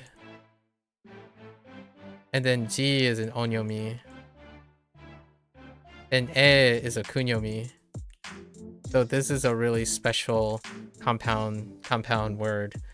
This would involve kun being the dominant, so it's a Wanikani prime way, and this is an alternative read, so this would use a Wanikani prime.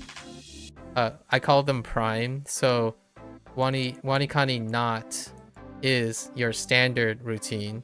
Prime is whenever it's a special exception, so this is when kun is the dominant. So whenever I say, oh, it's a kun dominant read, I'm thinking of a separate routine. And then when it's a special read, mo, I also call it might be like Wanikani prime, double prime, or prime. It's a different routine to remember special reads. And then G is onyomi, so this is Wanikani not, if I have to remember them. But since in Duolingo, using Duolingo, these two characters, moji is related as a single word.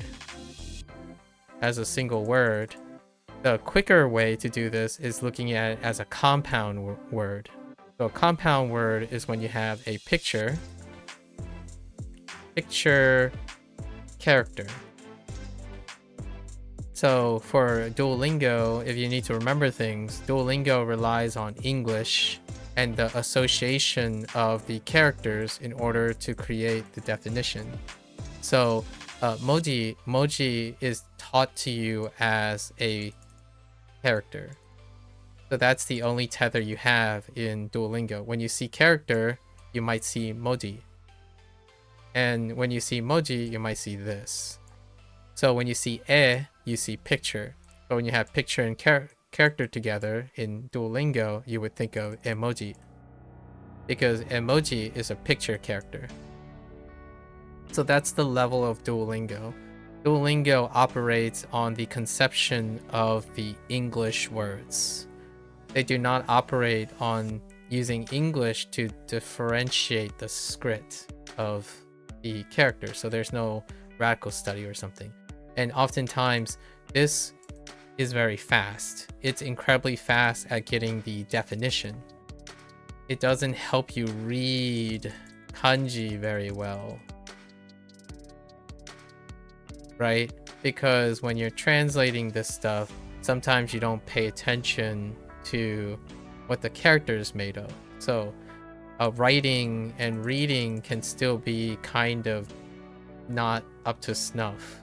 You're more thinking about the English concepts that bring together the meaning, and you're not responsible for producing the kanji in any way. There's no output in Duolingo for actual kanji, so you wouldn't improve technically in the reading consistencies of the literal kanji, and your writing would be incredibly deficient.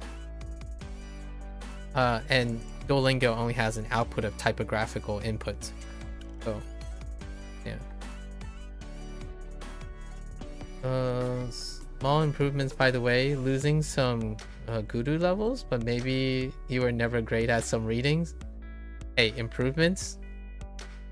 It's the way to go, Beth. Keep at it. I had some good news from Mika too. Mika is having some great improvements from yesterday as well. Also, how do you allocate study time for each skill in that 4 hours? It's on stream. I only learn when I'm streaming. So right now, how I allocate it, every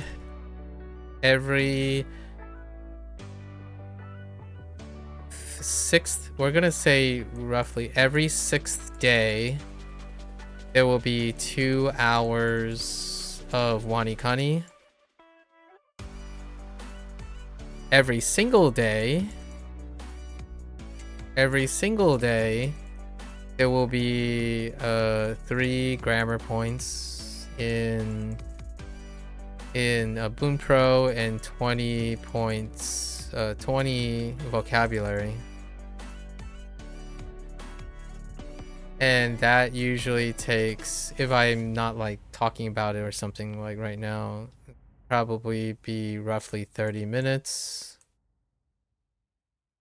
And then in Hanzihiro, this is for traditional Chinese. It's every single day as well. And there will be, for now, there will be roughly like 18 characters and 2 vocabulary words on average. And this will take approximately 90 minutes. So you add it all up, it's about 4 hours.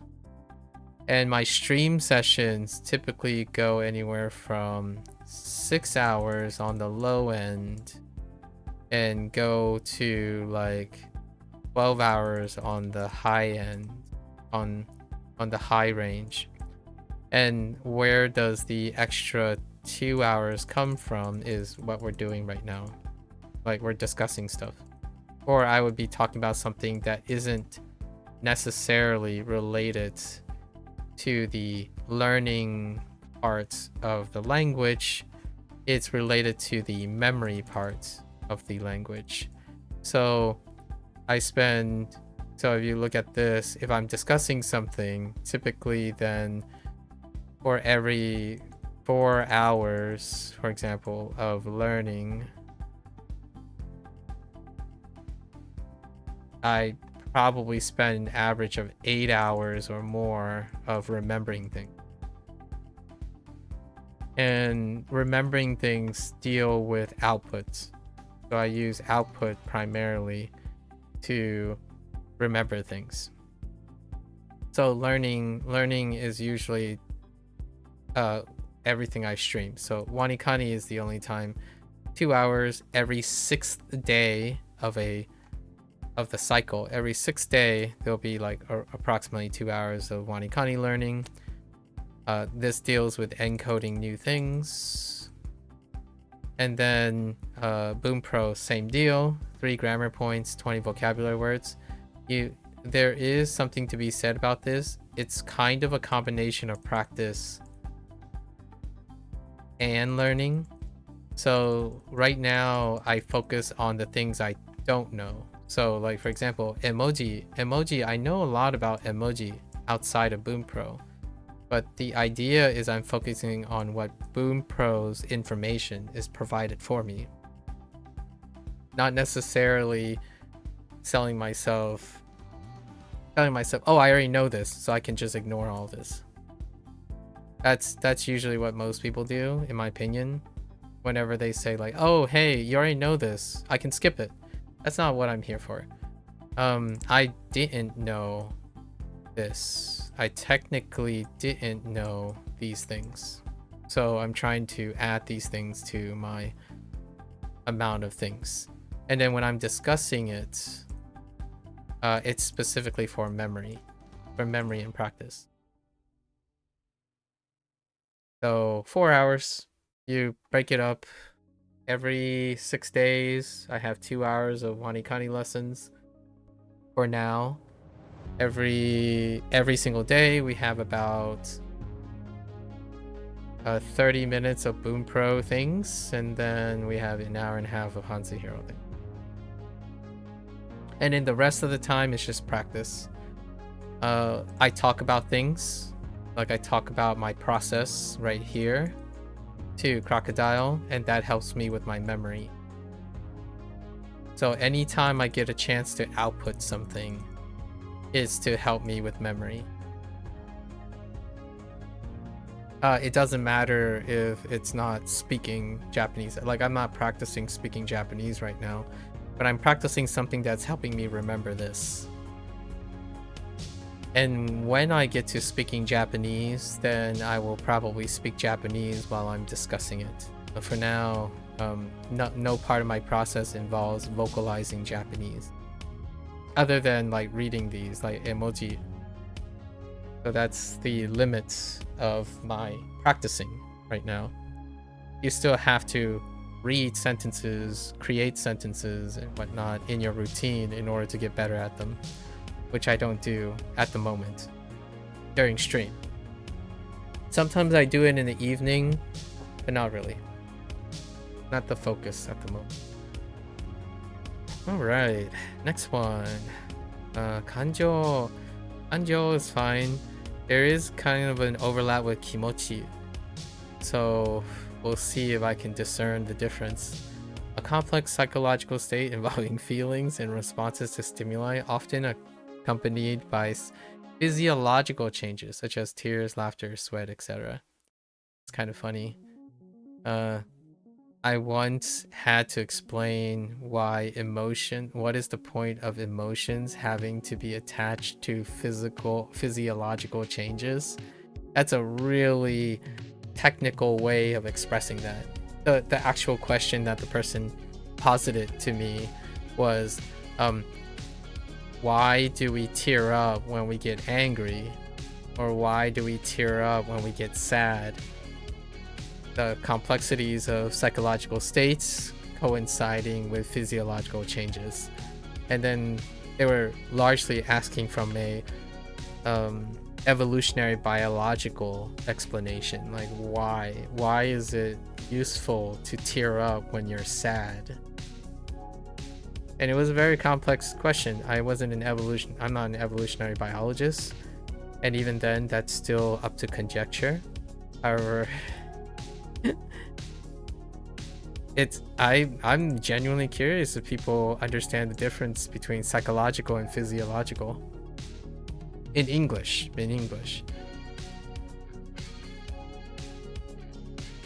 Let's see. I think the word that would probably English word that would replace physiological would be the word natural. Natural is probably Gen Z friendly, and nature and natural is probably what has replaced physiological. And then psychological is fine. Like psychological, I think transitioned pretty well into Gen Z. Physiological would be natural in nature. Like, oh, that's a natural response, a physiological response. Let's see. Arawasu is gonna be a little tough. Action of conveying thoughts, feelings, or ideas.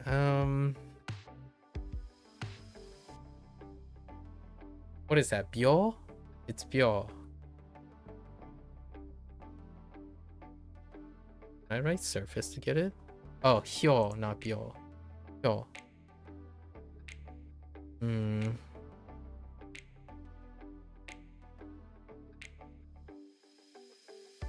Hyo is a special onyomi. It's a more dynamic onyomi, and my mnemonic for more rare and dynamic onyomi is a lot weaker. Hyo is he and yo. He and yo. So us. And then arawa.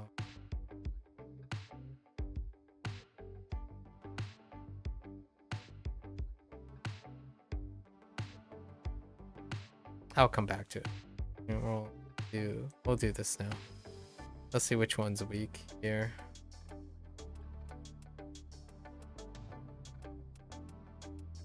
What? Not even this sentence? Okay. ケーキの数。ケーキの数を考える。No. 教える。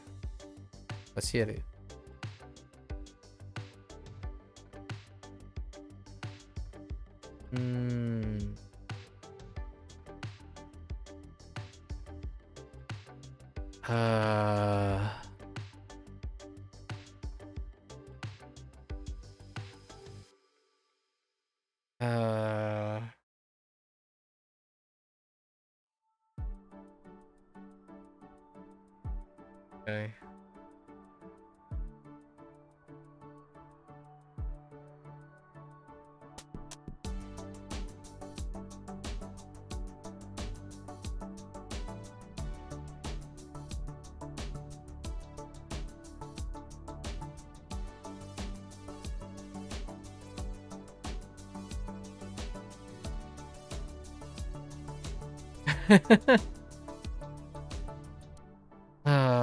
Cold, of course. Packed. As opposed to... Okay.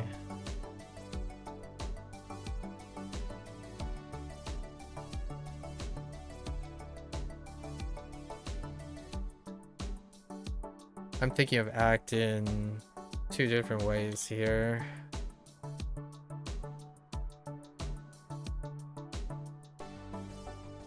Get it about.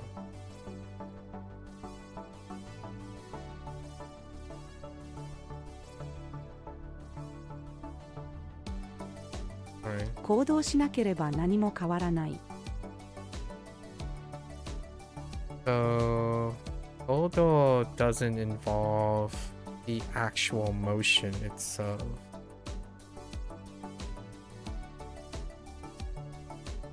Or does it?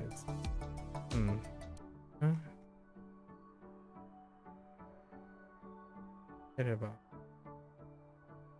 You really admire me because you can learn any you love by yourself without going to a language center. I mean, we could go to a language center. That would be kind of an experience. I have no sustainable way to go to a language center, unfortunately, at the moment. But I would most certainly be happy to, or be excited to collaborate with someone who is in charge of a... I think one of the reason why I'm doing this is because it was attached to someone that I knew, or someone that I've met and spoke to. Most of the stuff that interests me is usually coming from someone who has a competent power or competent influence. So, not that I don't take inspiration from others who are currently learning. However, a lot of my actions does come from being impressed upon by others' passions. So I love doing things when others are passionate about it. Now, there is a really big asterisk to interacting with passionate people.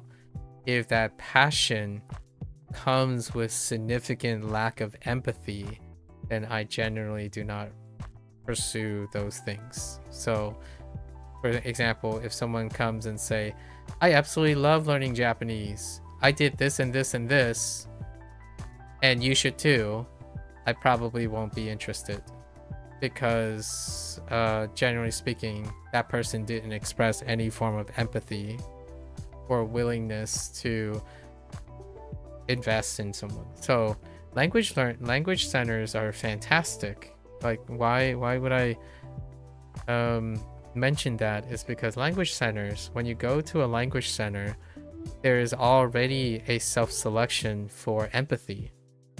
People go to a language center wanting to expect to language exchange or learn a language. So I am definitely one that enjoys that quite a lot. I spent most of my life in an institution. So, like college, graduate school, a research laboratory, research departments, organizations. This part of my life still is like a small fraction. Like self-study is a small fraction of what I have done in my life. Most of the time, my studies are a combination of being motivated by others who are intellectually my equal, or we see each other as intellectual equals that have common interest. And it's that I feel going to a language center is very important. It's very useful, which I haven't done. It would require someone who probably runs a language center for me to end up in a language center at this point. I appreciate the kind words. Definitely.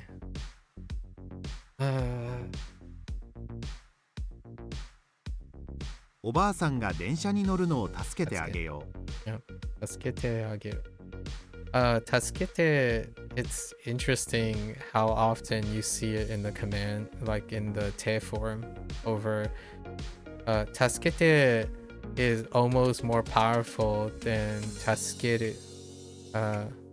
助ける just a dictionary form. 助けて far more regular. One of the few.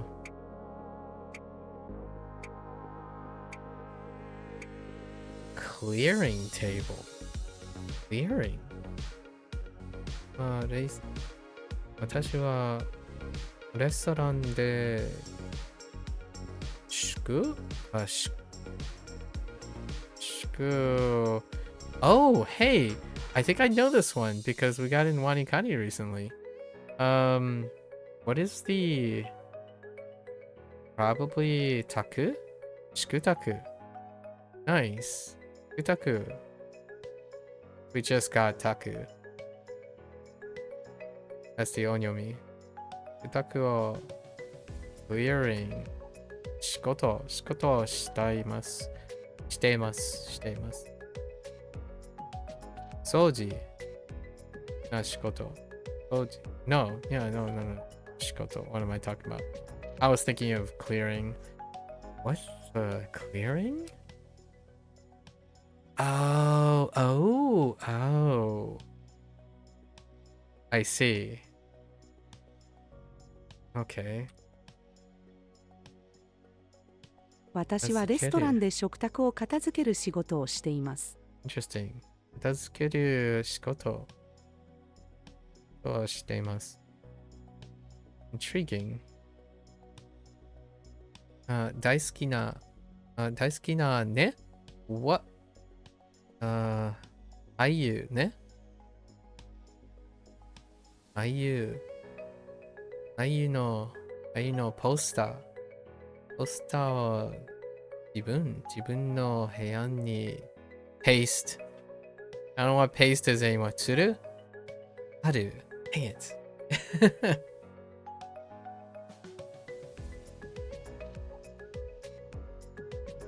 大好きな俳優のポスターを自分の部屋に貼る。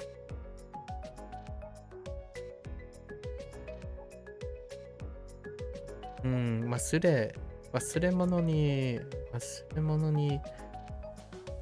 いい What?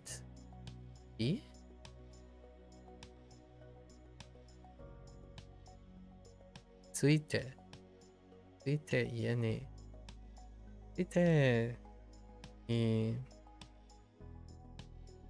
忘れ物に気づいて家に戻る。やるご飯 No. What? Wait, is that considered separate from gohan? Yoru gohan? Could be yakohan? Yaru? Yeah, yoru. Okay, it's separate. Okay. Yoru gohan. So many ways to say dinner. or any time of the meal. 夜ご飯の後で、後にデザートを食べる。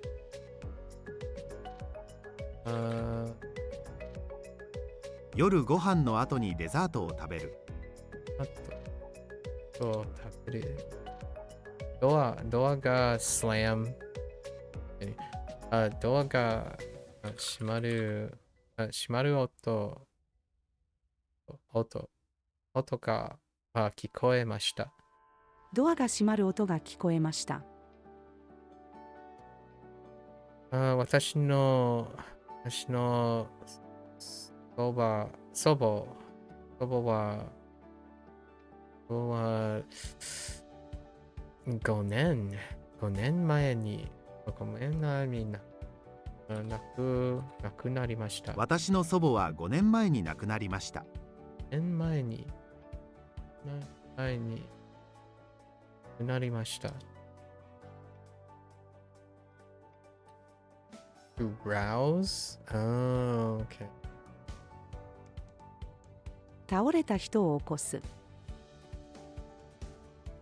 倒れた人を起こす。僕は myself. 僕は Actually, let's see what they say about 一人で。Oh, it's just straight up. Okay. I see. So there is something there.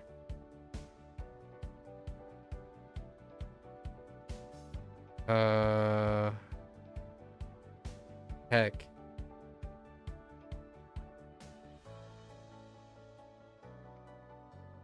僕は自分で全ての家事をしています。家事をしています。サッカーの試合に3対1で loss。サッカーの試合に3対1で負ける。今度ぜひ。Yeah, this is usually what I would hear. Something like that. It starts with like like a degree or something, and then have zehi, and then go on, as opposed to like right and wrong or something dealing with justice or pros and cons. 今度ぜひうちにご飯を食べに来てください。That's very assertive request. Polite assertive request. 仕事の帰りにスーパーにスタバイ。Oh, this one is still a problem.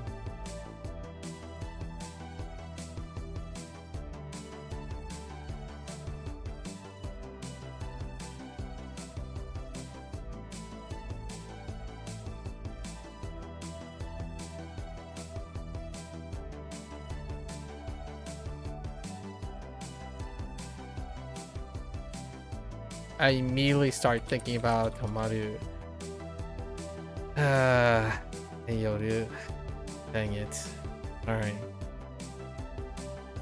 Probably gonna have to write something in the next. We'll give it a day or two for the review. 仕事の帰りにスーパーに寄る。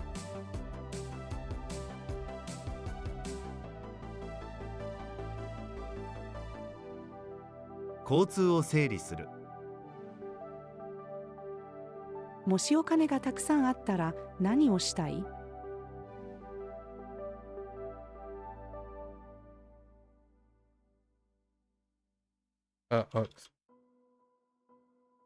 お姉さんが彼氏と別れたと聞きました。あなたが好きな絵文字は何？ Wow. 自分の feelings.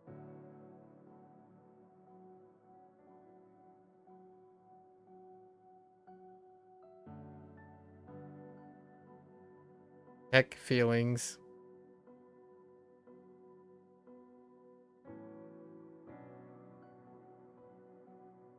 自分の感情を他人に伝える。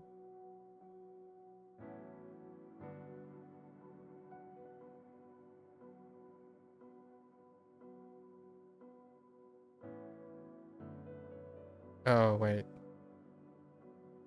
Right.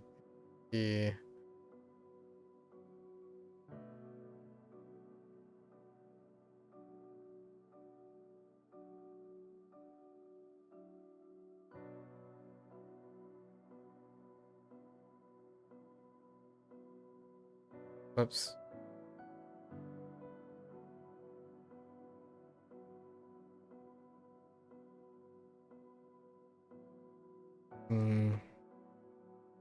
Show is gonna be show is gonna need some help too.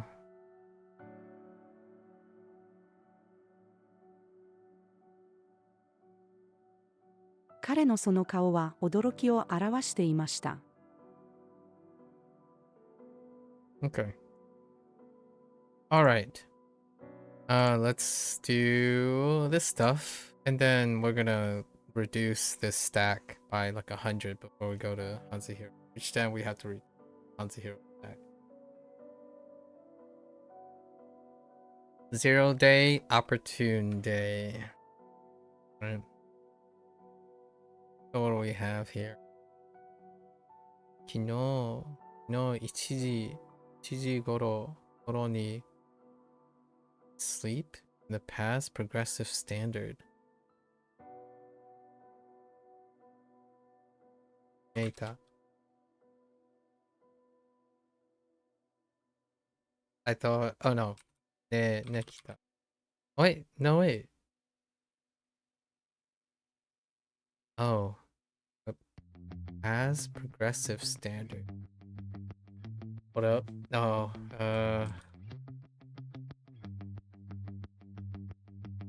oops.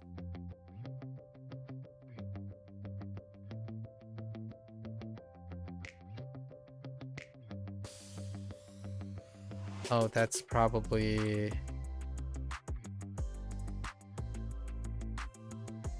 What? Okay. Think about this for a moment. Definitely T form. Oh. Data. 昨日1時頃に寝ていた。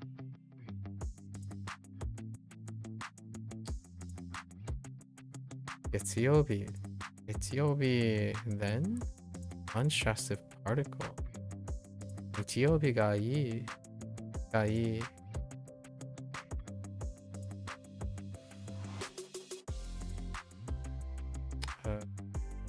月曜日より日曜日がいい。熱。No,熱。Yes. 熱 every? 熱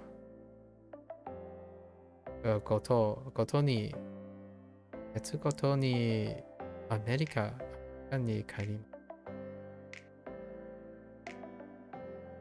夏ごとにアメリカに帰ります。夏。I'm thinking of fever. 夏。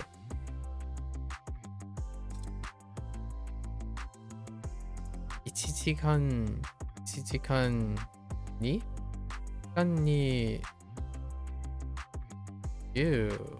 What? 10本 10本 Oh, right, counter 10本の電車がある。1時間に10本の電車がある。Counter.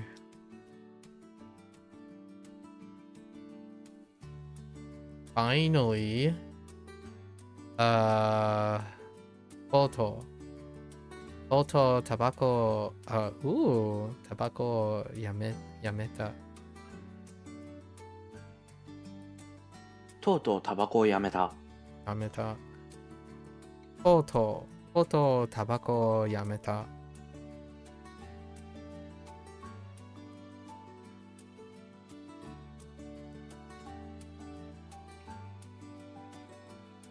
買い物に行きます。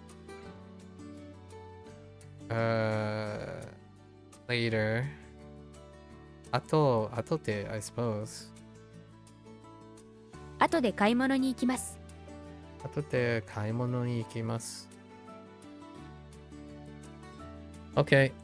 Those are our grammar things. Alright. Now let's see where our degradation has happened. It's been 5 days, I think, from the original encoding, which is a bit of a stretch.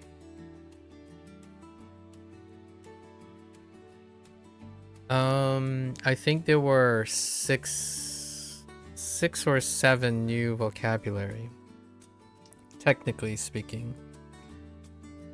Okay, let's try to get in here.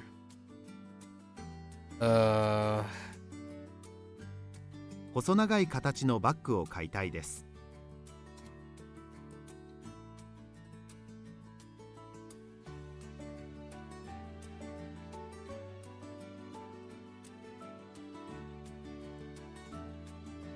友達を誘う。ねえ、途中まで一緒に帰ろうよ。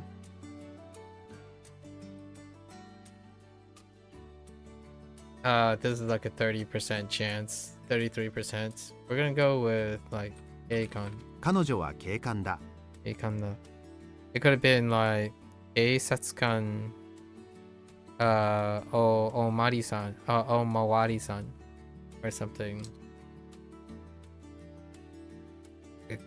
Probably even Keisatsu.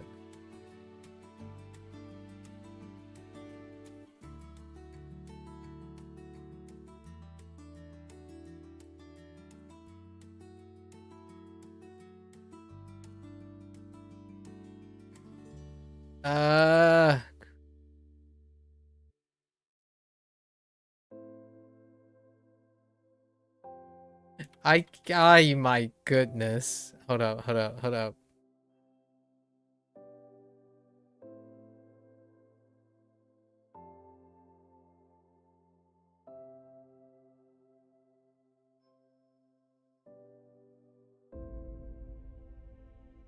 今日の午後までにクリスマスのための飾り付けをしなければならない。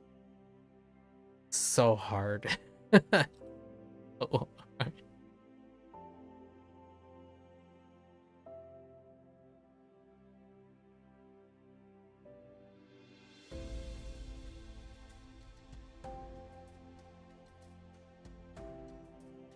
私の息子は今年で10歳になります。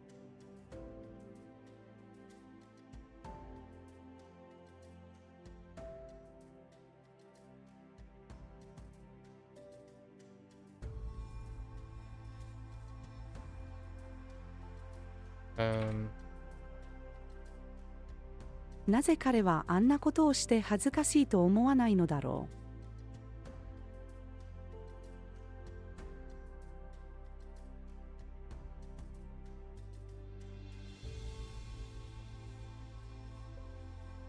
車にガソリンを入れる。In the interest of time, I'm basically just like vocalizing some of the stuff to myself for the time being because it will take very long to go over. So I'm like kind of just under my breath, like making the mouth shape. But I realized that when I started with Duolingo, if I spent most of my time vocalizing all of the stuff, my voice kind of just gives out after a while and it creates a strain that is outside of needing to do. So I typically kind of do a balance. Sometimes I just simply make the mouth shapes instead of pushing air through my vocal cords.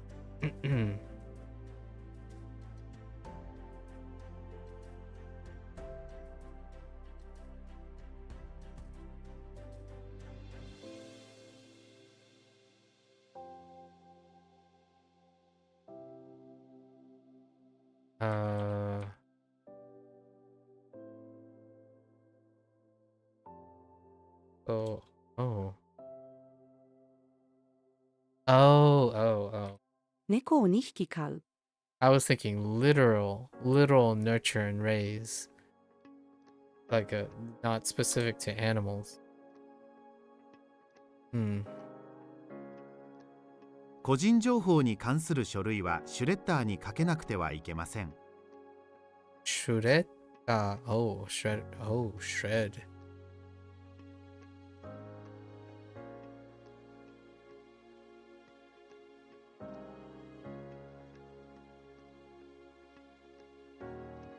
留学をする。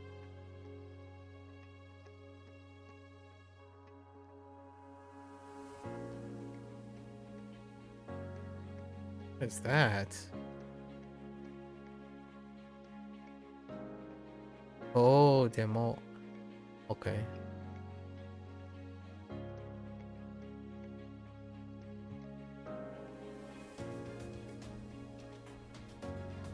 Whoa, my hand was in the wrong place. あなたは明日のデモに参加する予定ですか？ My right hand was not in the home row key. Home row position for that one. そのグラスはどこで買いましたか？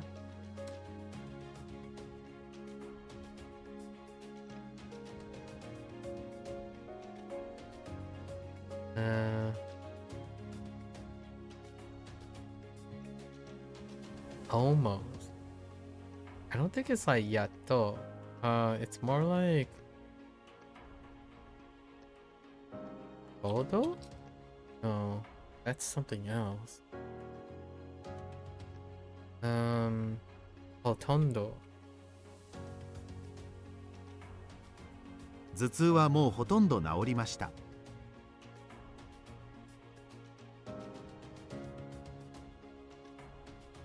Ashita.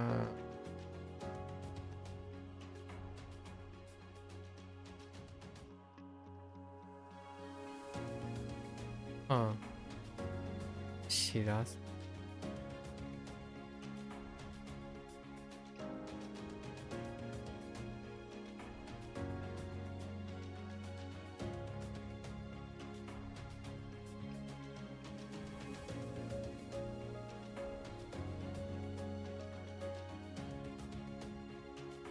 What? Oh, whoops. 昨日兄の結婚の知らせを聞いて驚きました。 Orikimashita. Be surprised. Ashita wa sure. Hareru. Certainty. Oh, is that chodo?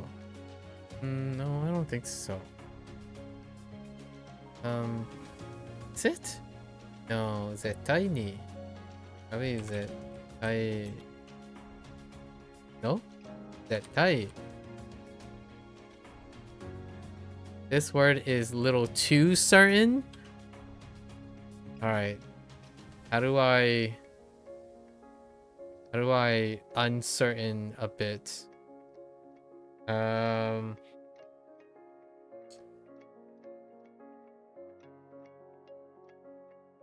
Yeah, how do I uncertain myself a little?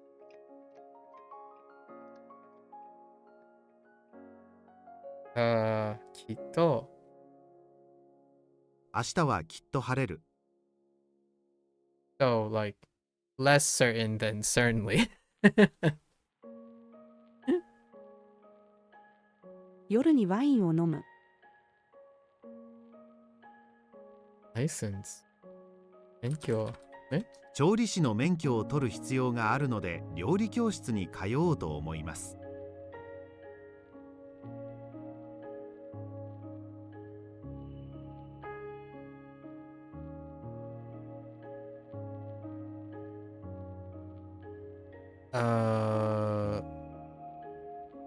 Oh, field trip. Oh, that's a cute way to say it. Ensoku. That's a cute way of saying field trip. I think putting these two characters together are kind of cute. Ensoku. Ensoku ni 200 200 en bun. En bun. 塩分のお菓子をmaybe like 持っていく遠足に200円分のお菓子を持っていく。持っていく電話をかける Oh, right. The other way. Not hang up, but the other way. かけるもしもしもしもし電話をかける。私です。もしもし、私です。私です。え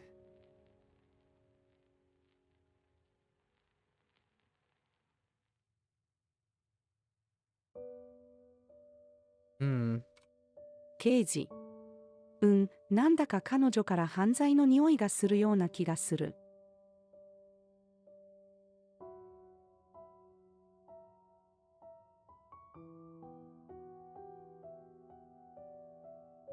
Oh, there's that character again.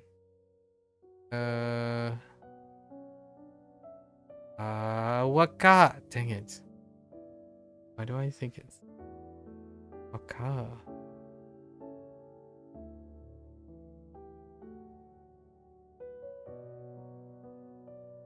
Kakuないんだから。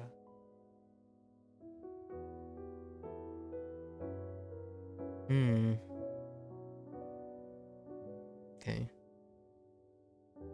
あんまり push. No, I don't think that's the same push. Something like exert.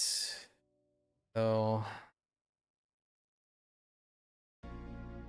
or use energy of some sort. しない。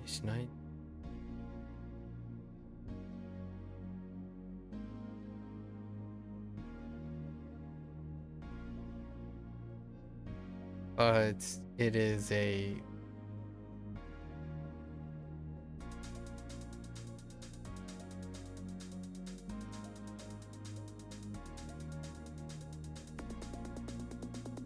beyond one's.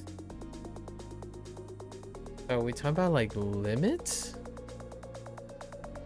I don't think so.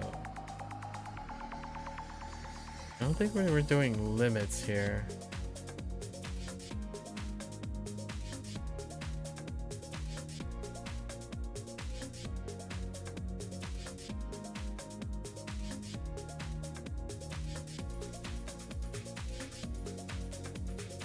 Direct object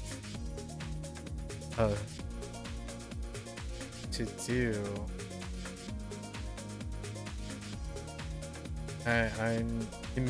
I'm imagining limit, one's limit versus someone that's refers to something that's beyond one's compatibility or feasibility.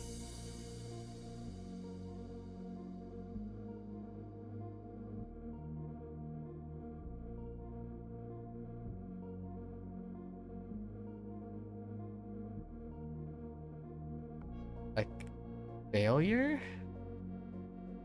Do not. It's negative.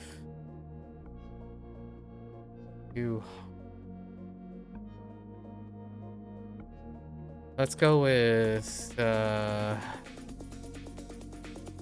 okay.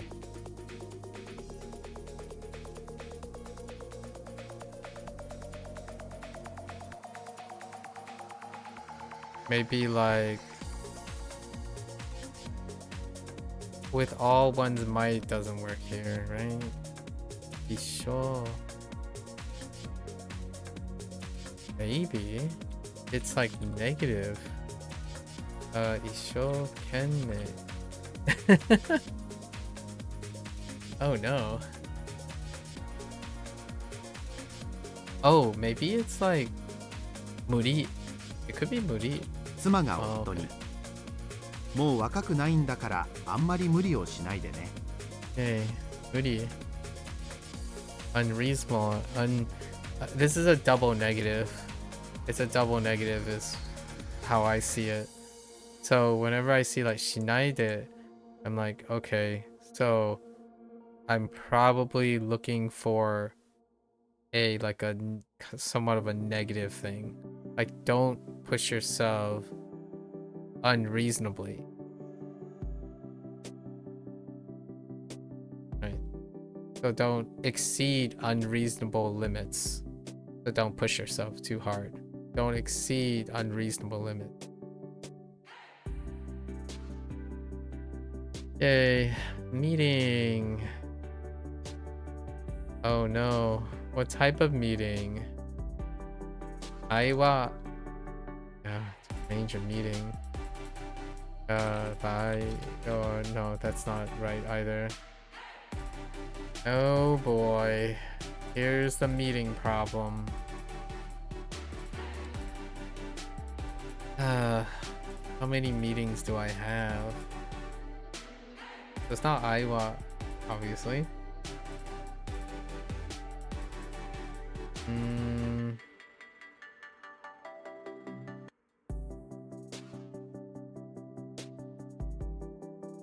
It definitely uses meat. Probably. Like, ai of some sort. Maybe. And maybe something involving talk. Oh, it could be like interview? No. It's probably meet up. So how does one meet up with something? So yeah, definitely awase. It's something awase. Machiawase. Or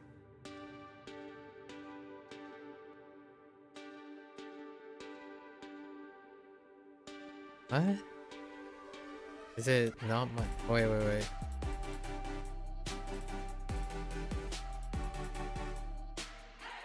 Something like wait and meet up, no? Oh no, wait. Can I even do that? I think so. How am I screwing this up? Maybe not. Yawase does not work.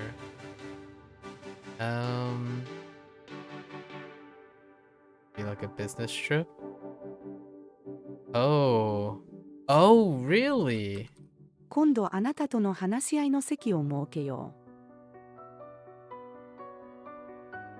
Oh, really? This is why I read the summary, the Bunpro summary. Intriguing. Huh.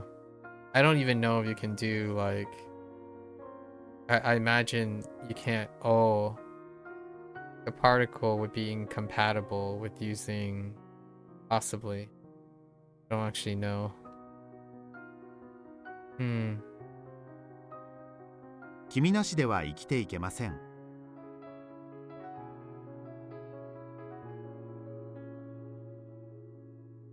Excuse me?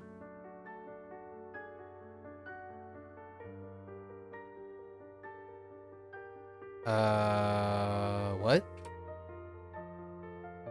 Okay. Can we like use... 彼らの5つと死が離れた姉は今芸の鵜飼で活躍していると聞きました。芸能界 entertainment.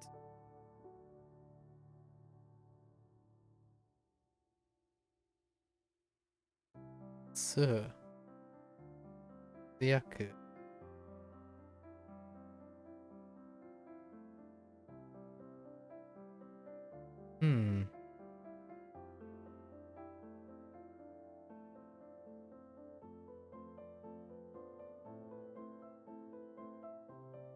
塩はしょっぱいよ。いや、塩はしょっぱいでしょ。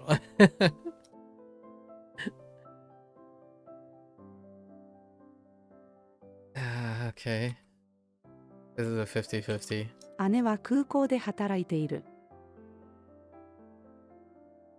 No, you're in no yard? Niwa wa dare ga take care. あなたの家の庭は誰が手入れしているの？手入れしてるの。入れる。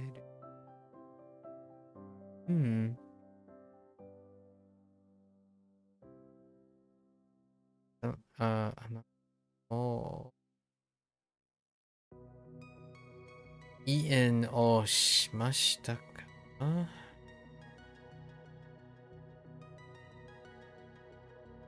It's gotta be like some sort of meal attached to suru. What type of meal do we have? We could have like shoku. Oh my goodness. There's gonna be so many of these. It's probably using maybe like shokuji. あなたはもう食事をしましたか？ Alright. It's a pseudo verb, and then you can attach any form of meal to it for the time being, because I don't actually remember which meals can be pseudoed or having in you can be active doing the meal. この料理をするためには deep and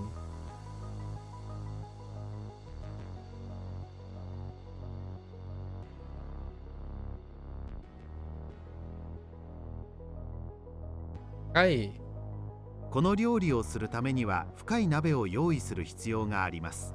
Okay. Sure. ねえ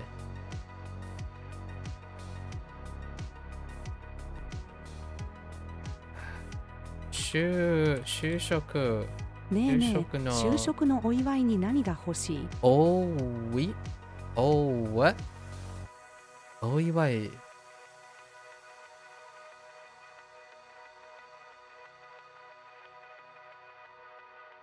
Interesting. お祝い。Oh, yeah, yeah, okay. That type of congratulatory gift. お祝いに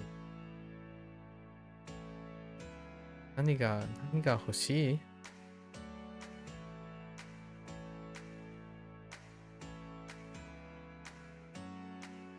Okay, just move on from that. The window glass unfortunately brokeried.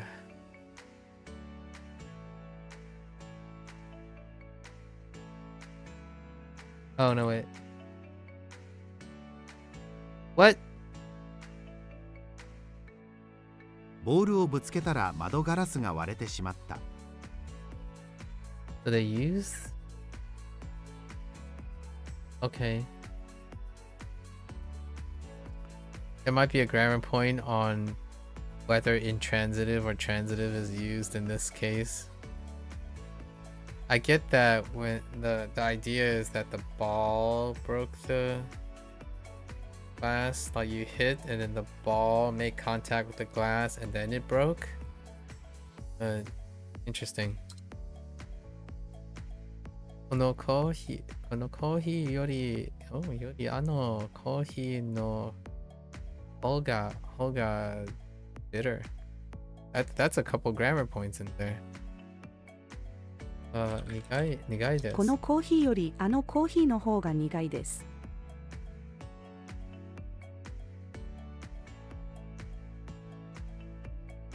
あなたは戦争についてどう考えていますか？ Wow, that is topical. That is very topical. In fact, someone asked me that 5 days ago, I think. Has it been 5 days already? And not the person was a little bit more specific than that. They were talking about my thoughts are when it will end.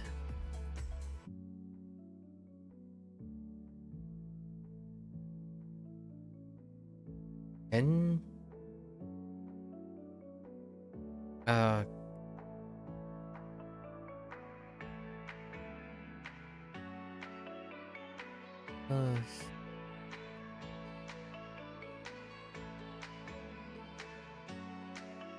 I wanted to say like, oh no, that's hentai. Like hen.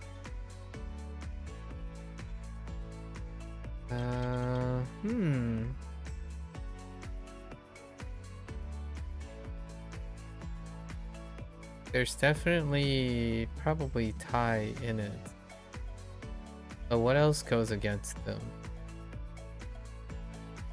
I thought maybe oh no, hentai. 反対するならしっかり声を上げなくてはいけないだろ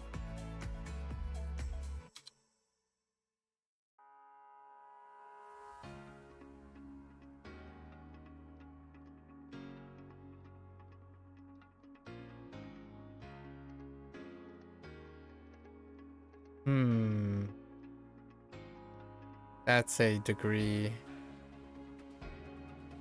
How do I do a degree of something that is not too much, but not too much? It's up, but it's not too much.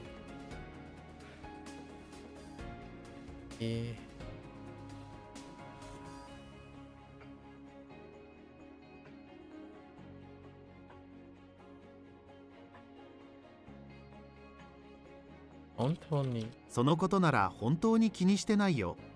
That's そ actually んなに kind 考 of えすぎないで。 that's actually kind of pretty intense. Oh, あなたは宇宙人を見たことがありますか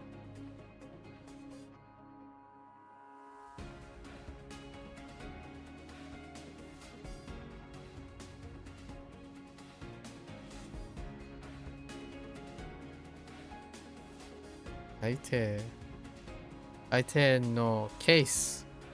Case, obviously. No.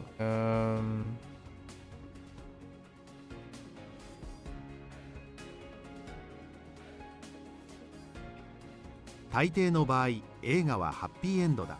ハッピーエンドだ。OK。これからは絶対にね。Let's try a word that tends to have a positive nuance. Oh, is that a separator for those things? Interesting. But 必ず。これからは必ず時間通りに出勤します。 Okay. That is certainly one way to think about it. Cool.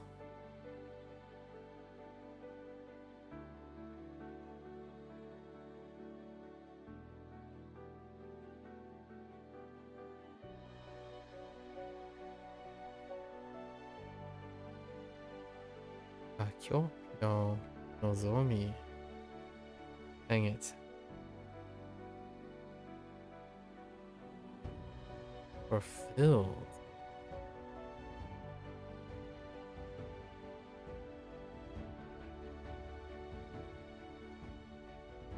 Oh, wait.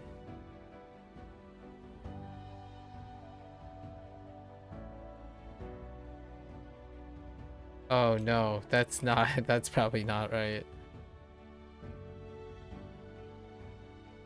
Something that's desired.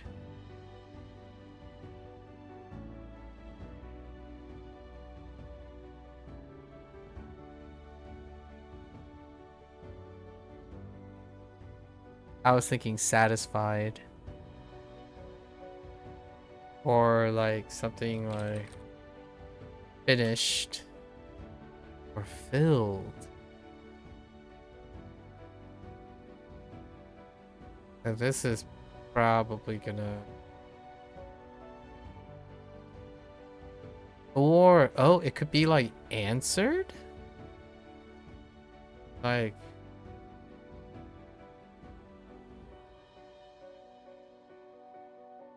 No, that wouldn't make it.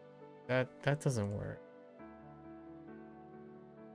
Or something that is desired or being worked towards to become a reality.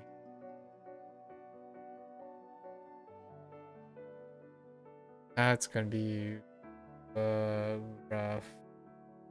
This is probably going to go on the bookmark. Maybe Umaru, maybe. Like to gather it up. I mean, like, what if it... Oh no, it's got. That's why I typed Atsumaru.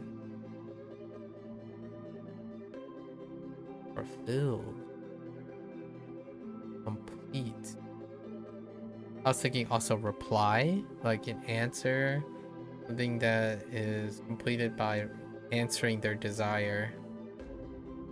But that doesn't work. It's for something that's being worked toward.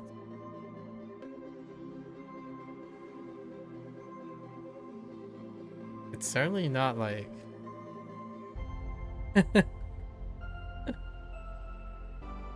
Oh no, this is a rough one. Could be something as simple as like aru or iru.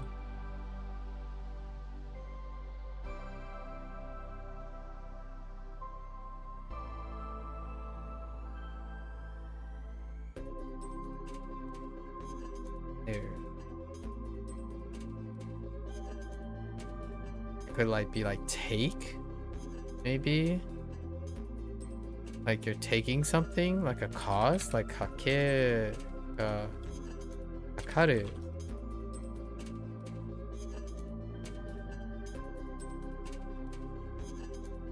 Hakeru.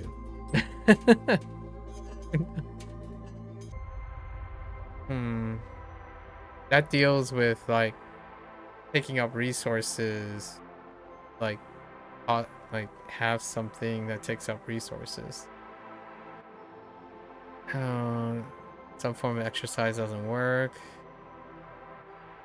The audio? No. Let's rise the occasion. Oh, no. Oh, maybe it's kanao. Alright. That is a bookmark. It's to come true. I see. Oh. "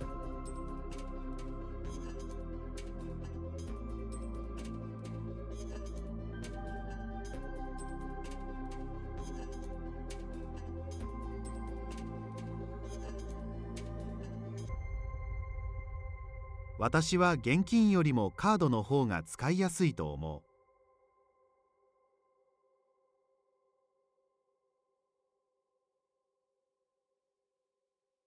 授業の時間が短い。Explanation? 説明。母の説明を聞く。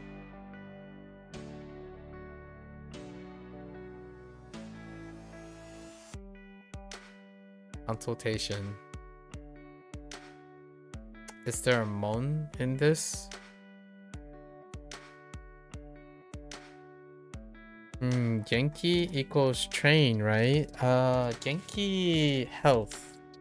Wait. How many Genkis are there? I think the most common Genki is health or someone's condition.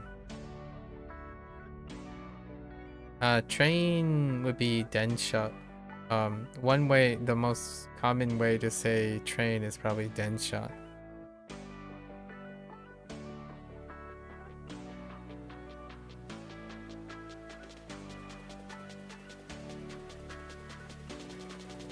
Where did you hear Genki? Crocodile.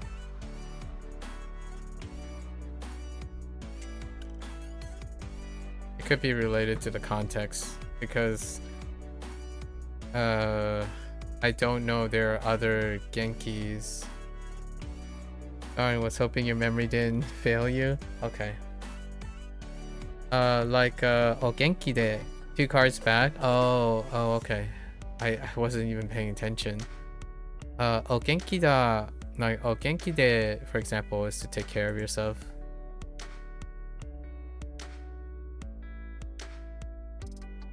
Heck, I don't know how to write them. I'm just gonna pretend I did.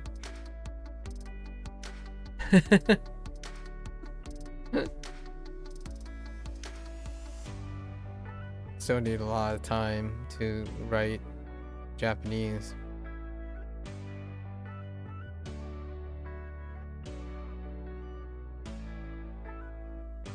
Consultation.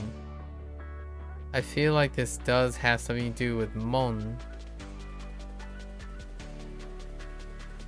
Like to ask. And maybe some... What else? Maybe...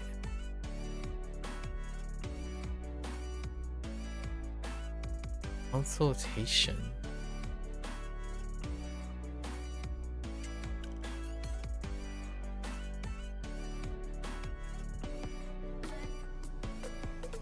Oh, it could be seek. Like looking for a question. Looking to question something. That word.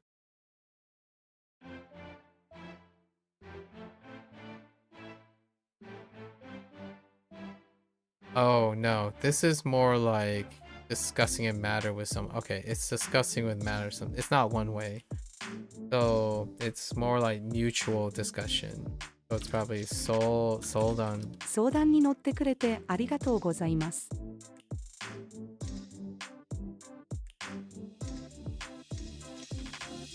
あなたは何の木へ研究をしていますか？あなたは何の研究をしていますか？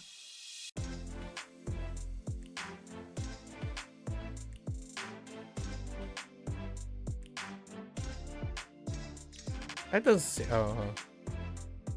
彼は毎月海や川に釣りをしに行っているらしい。Ah, that's a typo. 昨日山で虫に足を刺されました。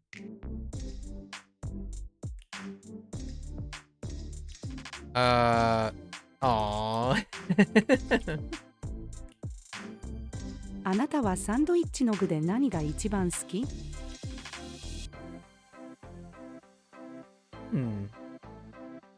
You can use that as a simplification for ingredient by context? Interesting.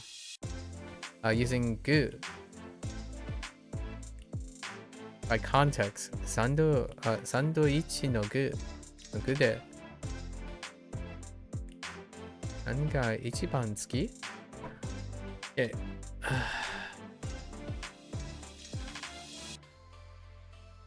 The heat? Can I still do like暖房の温度を上げてくれませんか？ Right? Oh, we're gonna go with Kaika. Heck, surgical. Shoot. Oh, oh no. Or it could be Shuka. No, I thought it was like Shu. Oh, no, that's internal medicine. Eka? Shu. I thought it was Shujutsu. No?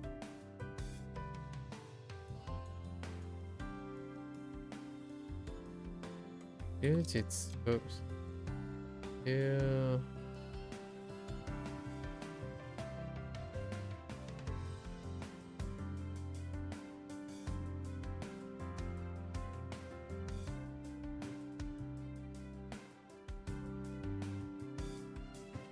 Surgery. Yeah. Oh, they're looking for the department. Yeah, so I think it might be maybe Gaika or 外科に行く Geka. I thought of Guy because Guy, this is Guy, but it's a different read. Geka. Outside thing.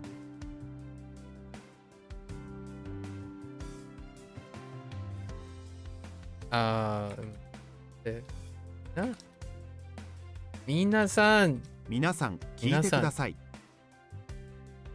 That's like a 30-30 or like 30-30, 30-70. 木は危険です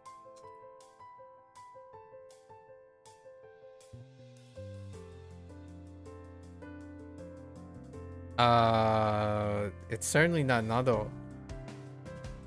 Such as or something.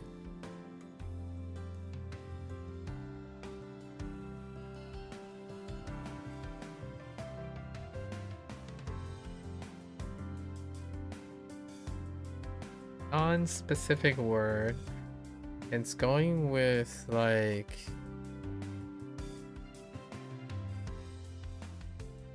such as. I feel like we're looking for like a such as situation here. That is not Nado. A nonchalant. No, it's not Koto. Koto. Or is it? I don't think so. Or something.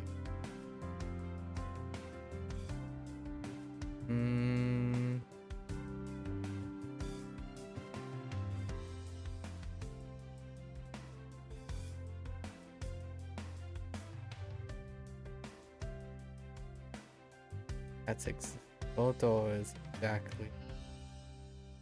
Could be Soul? No, I mean it could appear like it. Wait. A word that's used to suggest additional examples or options with yeah, so it's kind of like etc. But it's not Nado.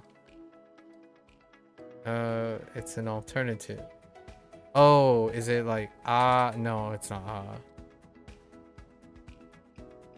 I'm gonna keep hold of because is weird. I have no idea. Huh. Oh, it's Doka. 彼女のその骨折は確かサッカーの試合でとか。 No, Doka is gonna have some growing pain.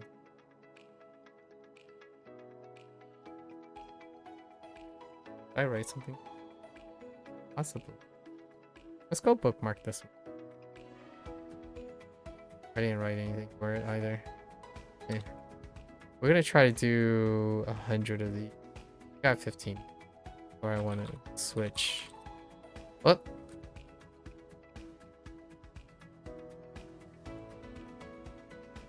このスーツは弟のです」 I want to talk about it.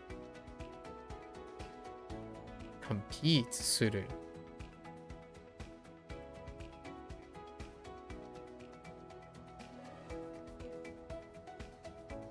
Oops. Wait. 私は競争するのが嫌いです。 Okay. 彼はアフリカの方から来ました 明日の遠足が楽しみだ。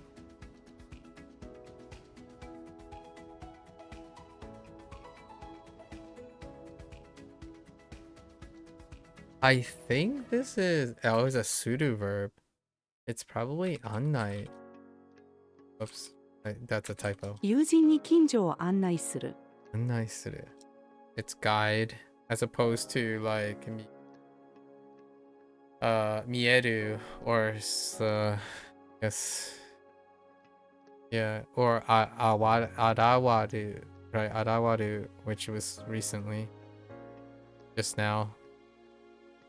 Item.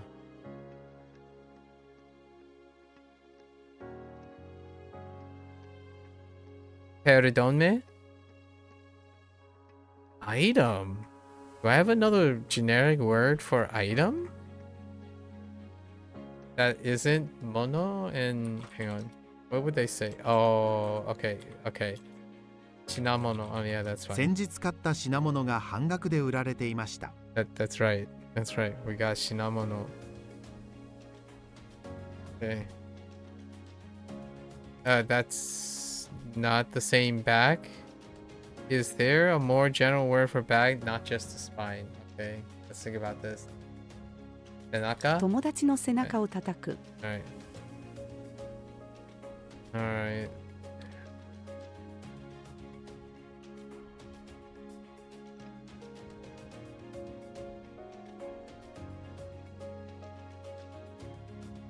Okay, so we have degree of byoki. What's a bad byoki? How do we intensify his byoki?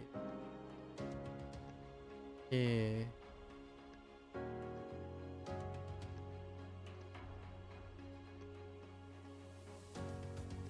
Oh, yeah. Certainly not like Dondon or something. Hey, that I don't think Dondon would severe. Hontoni. No, that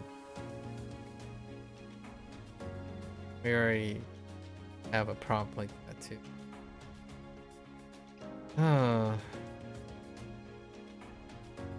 Does it need to be negative or positive?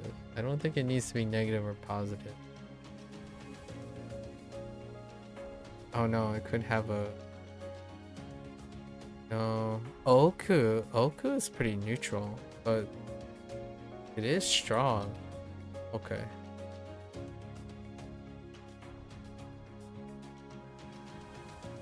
Seriously? An adjective indicating that something has significant weight, like omoku. Heck, that's an adjective. No.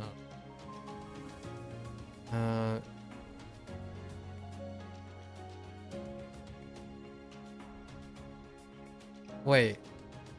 Oh no, it's just omoi. 重い病気にかかってしまった時こ I made it そ into ポ an ジティブ adverb. になるべきです。 That's I use the adverb, not the adjective.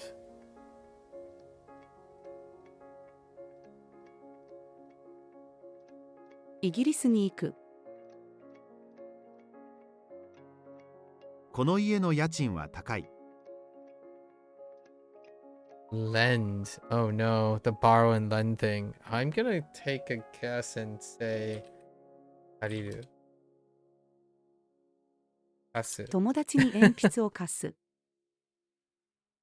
Oh no, lend and borrow. It. We're not gonna talk about lend and borrow for. Oh. 例えば。私は甘いものが好きだ。例えば、チョコとマシュマロ。例えば is like ingrained into my head because I tend to use for example quite a lot. So 例えば is burned into my brain. Both in English and Japanese. Excuse me? Tamago got out of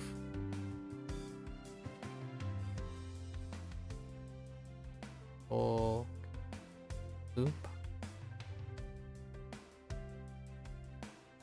like a subsection, like a boon. That wouldn't make sense. Boon would be a section.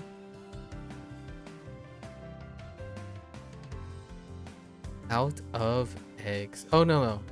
Oh, run out of eggs, not out of the eggs. Okay.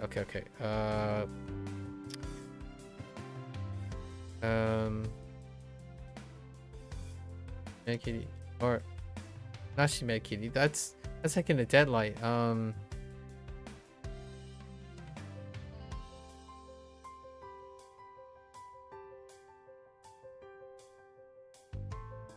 Oh wait. Sold out. We're trying to say sold out. I'm drawing a blank. Hang on.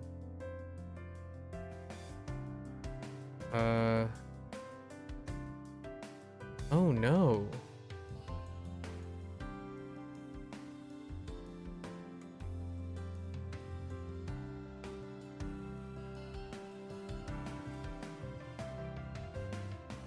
Pretty sure it's something and then cut. Why? Why?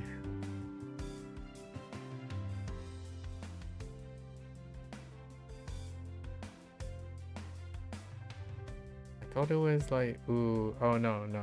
It's not ude. Uri kiri. Uri kire. 卵が売り切れかどうかスーパーへ行って確かめに行こハンドバッグ。これは私のハンドバッグです。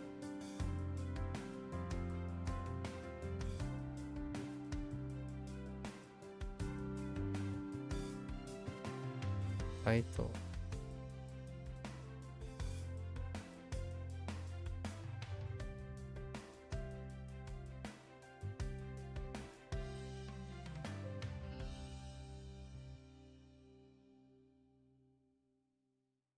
Redexual, right? Probably redexual is what they're looking. Oops.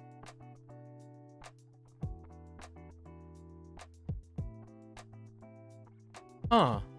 Oh, I wrote the wrong thing. That was a typo. Redexual. う。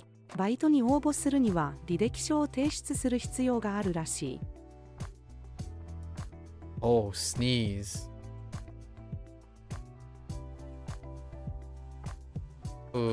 Shami?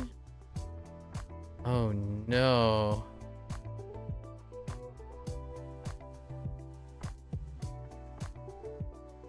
No. Shami? Oh. Definitely Shami. That was cool. Oh no, wait. Maybe sneeze is something else.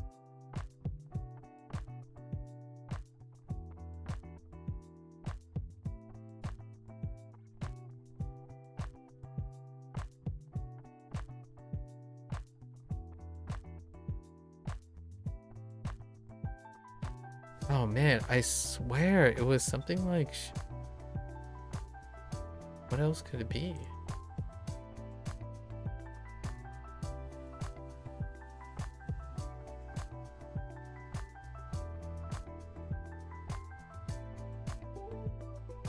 Has something to do with the cookie, right? And then a shaman.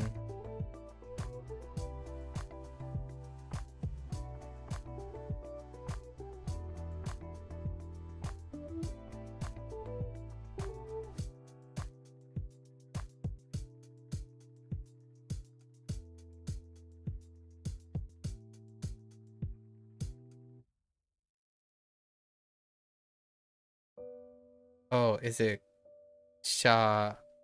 Is it like. That's not it. That doesn't sound right.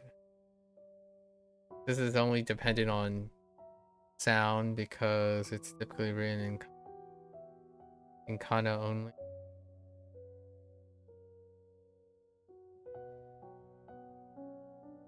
Oh, there's probably no like break. くしゃみをする。 Chami. There's no ku chami. It's just kushami.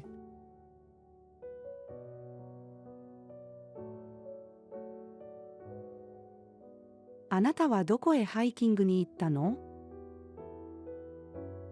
Different feeling. This kimochi. Dang you.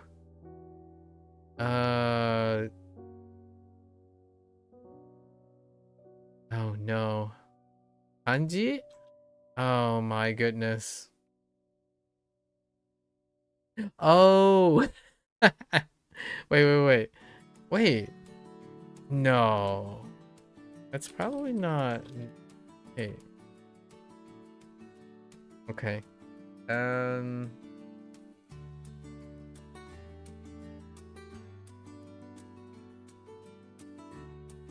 that too, right?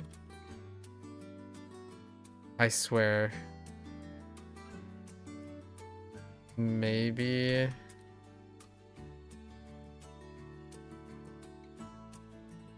Yeah, physical health. So maybe like,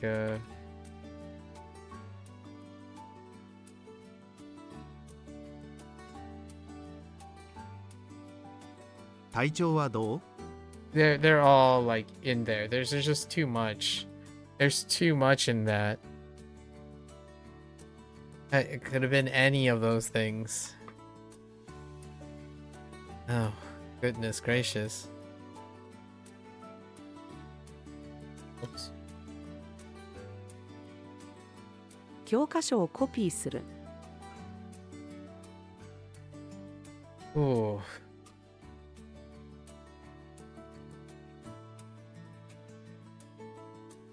Guess we're going with Ritsu, right? Ritsu. What is the complementary to Ritsu?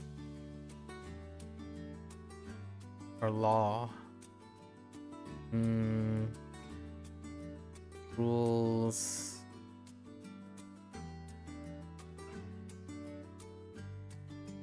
Do we have double law? No, it's more like method. 法律。あなたはその法律がいつから適用されるか知っていますか？祭りに行く。 Suddenly. Suddenly.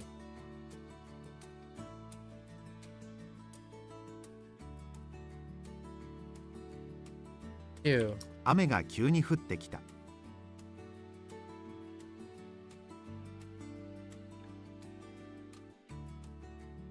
Oops. 明日は晴れると思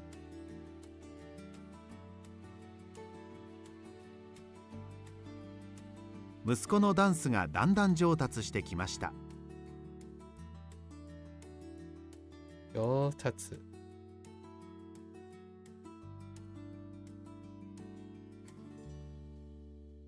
上手。I see. すみません。新しい電池を何本かいただけませんか？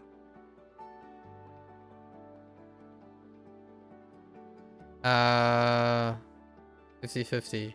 We'll go with 新しい言語を学ぶ。このファイルは誰のですか？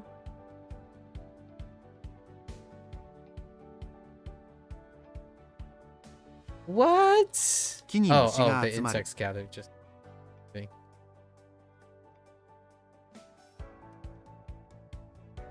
Hmm.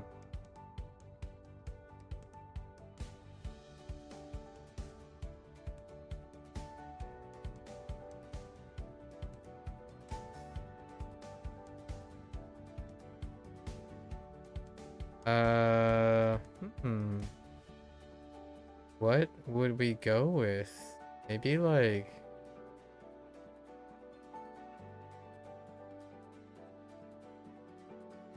会社からのメール。 studio. 給料の支払いが1日遅れてしまってすみません。兄と喧嘩をする。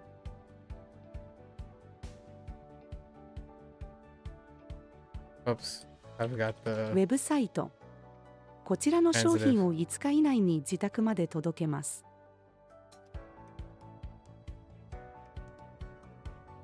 ability. あなたにあんな素晴らしい能力があったなんて少しも知らなかったよ。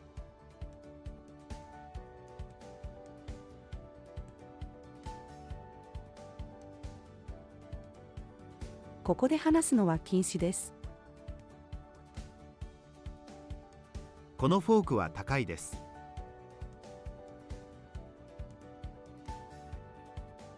私の身長は 1.6 メートルです。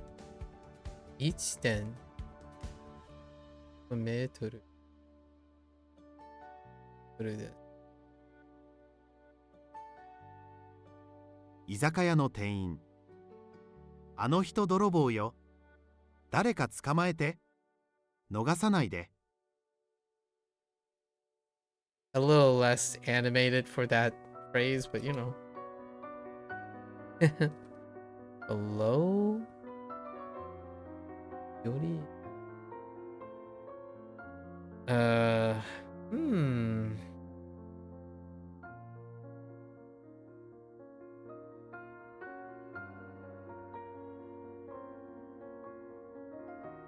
I think this is the one where they combine double middles or something like that.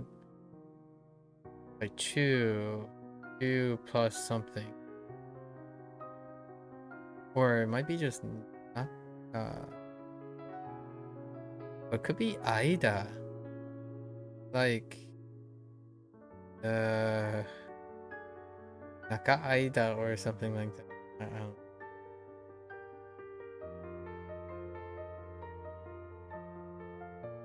I mean, like, if we wrote Naka... Oh, okay, yeah.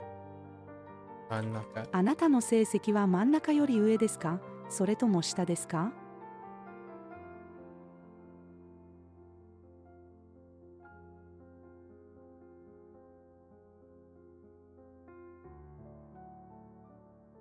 あ、ワープロを使う。ああ T シャツを着る。I had a dyslexia, like a dyslexic keyboard thing. It occurs every once. Where like I try to type something, but it doesn't type the right thing, but it types it backwards. Oh no. I did it again. Wait. Oh no. 私の母はシェフです。Like that. I keep typing what I think I'm typing, but it's not typing the right thing. Hmm.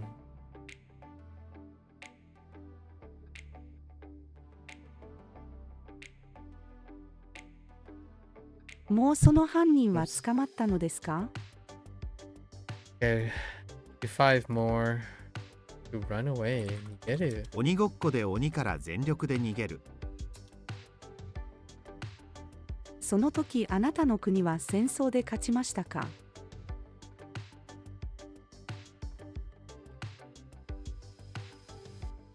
？Ore? Ore usually focus on... Oh no, I did it again. Feeling of gratitude.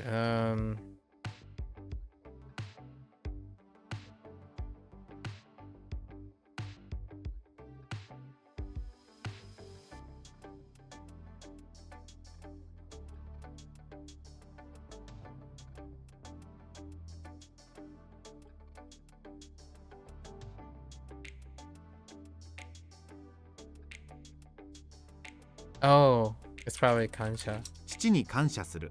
Kansha suru.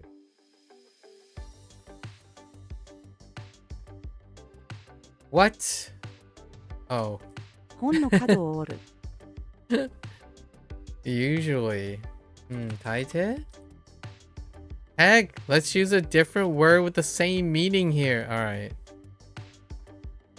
Usually. I've overcompensated with Taite being a weak one. Now what do we got for generally? Or usually?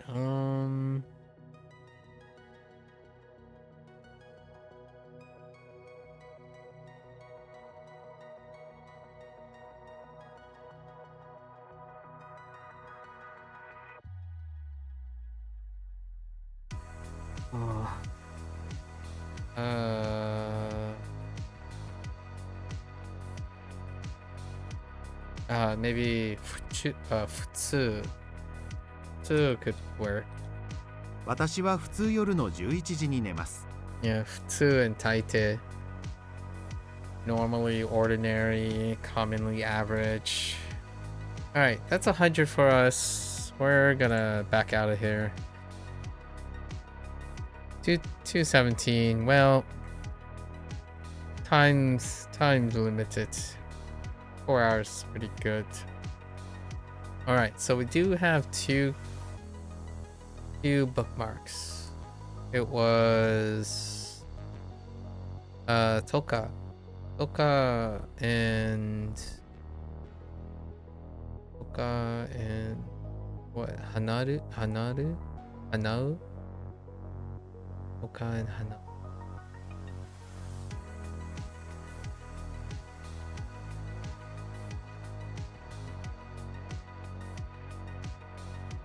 So Toka, I'm getting.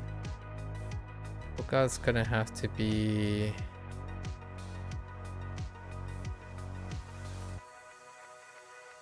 Combined, grouped with.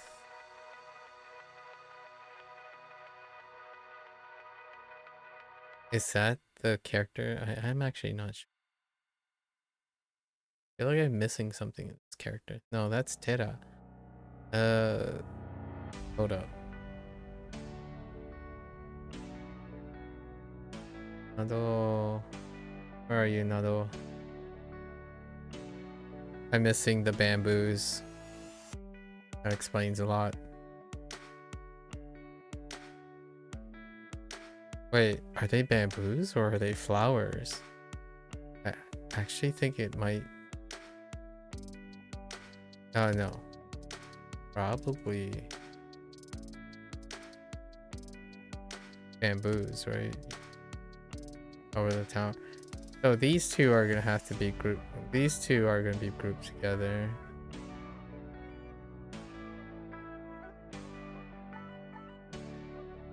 Nado means etc. And it does follow a particular phrase, and Toka as well. They're kind of such as group. So for now. And what was the other one? Hanau. The only purpose I have right now for Hanau is forgetting the right radical. That's one. Oops. Not Hanau. Kanao.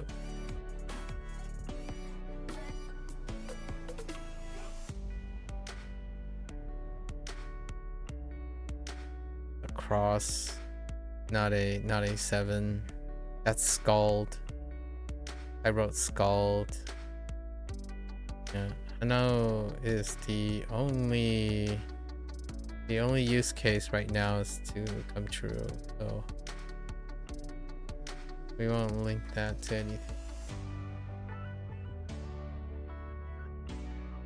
All right, so that's a wrap for Bunpro today. You're gonna watch this later. Arigatou gozaimasu. As always, feel free to follow along, pick up Bunpro for yourself. Right? Give it a go. You're always welcome to come on by and yap, discuss, talk about things. Or stay for some random rhetoric. I usually record some sort of random rhetoric whenever it suits me. It feels like most of the Bunpro stuff, whenever I'm reading grammar and stuff, it sparks some rhetoric that helps me remember the grammar points.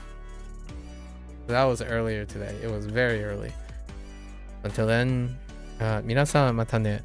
見てくれてありがとう. Thanks for watching. See you guys next time. I'm gonna get up, stretch, take a quick bathroom break, and I'll be back for Hanza Hero. Thank you.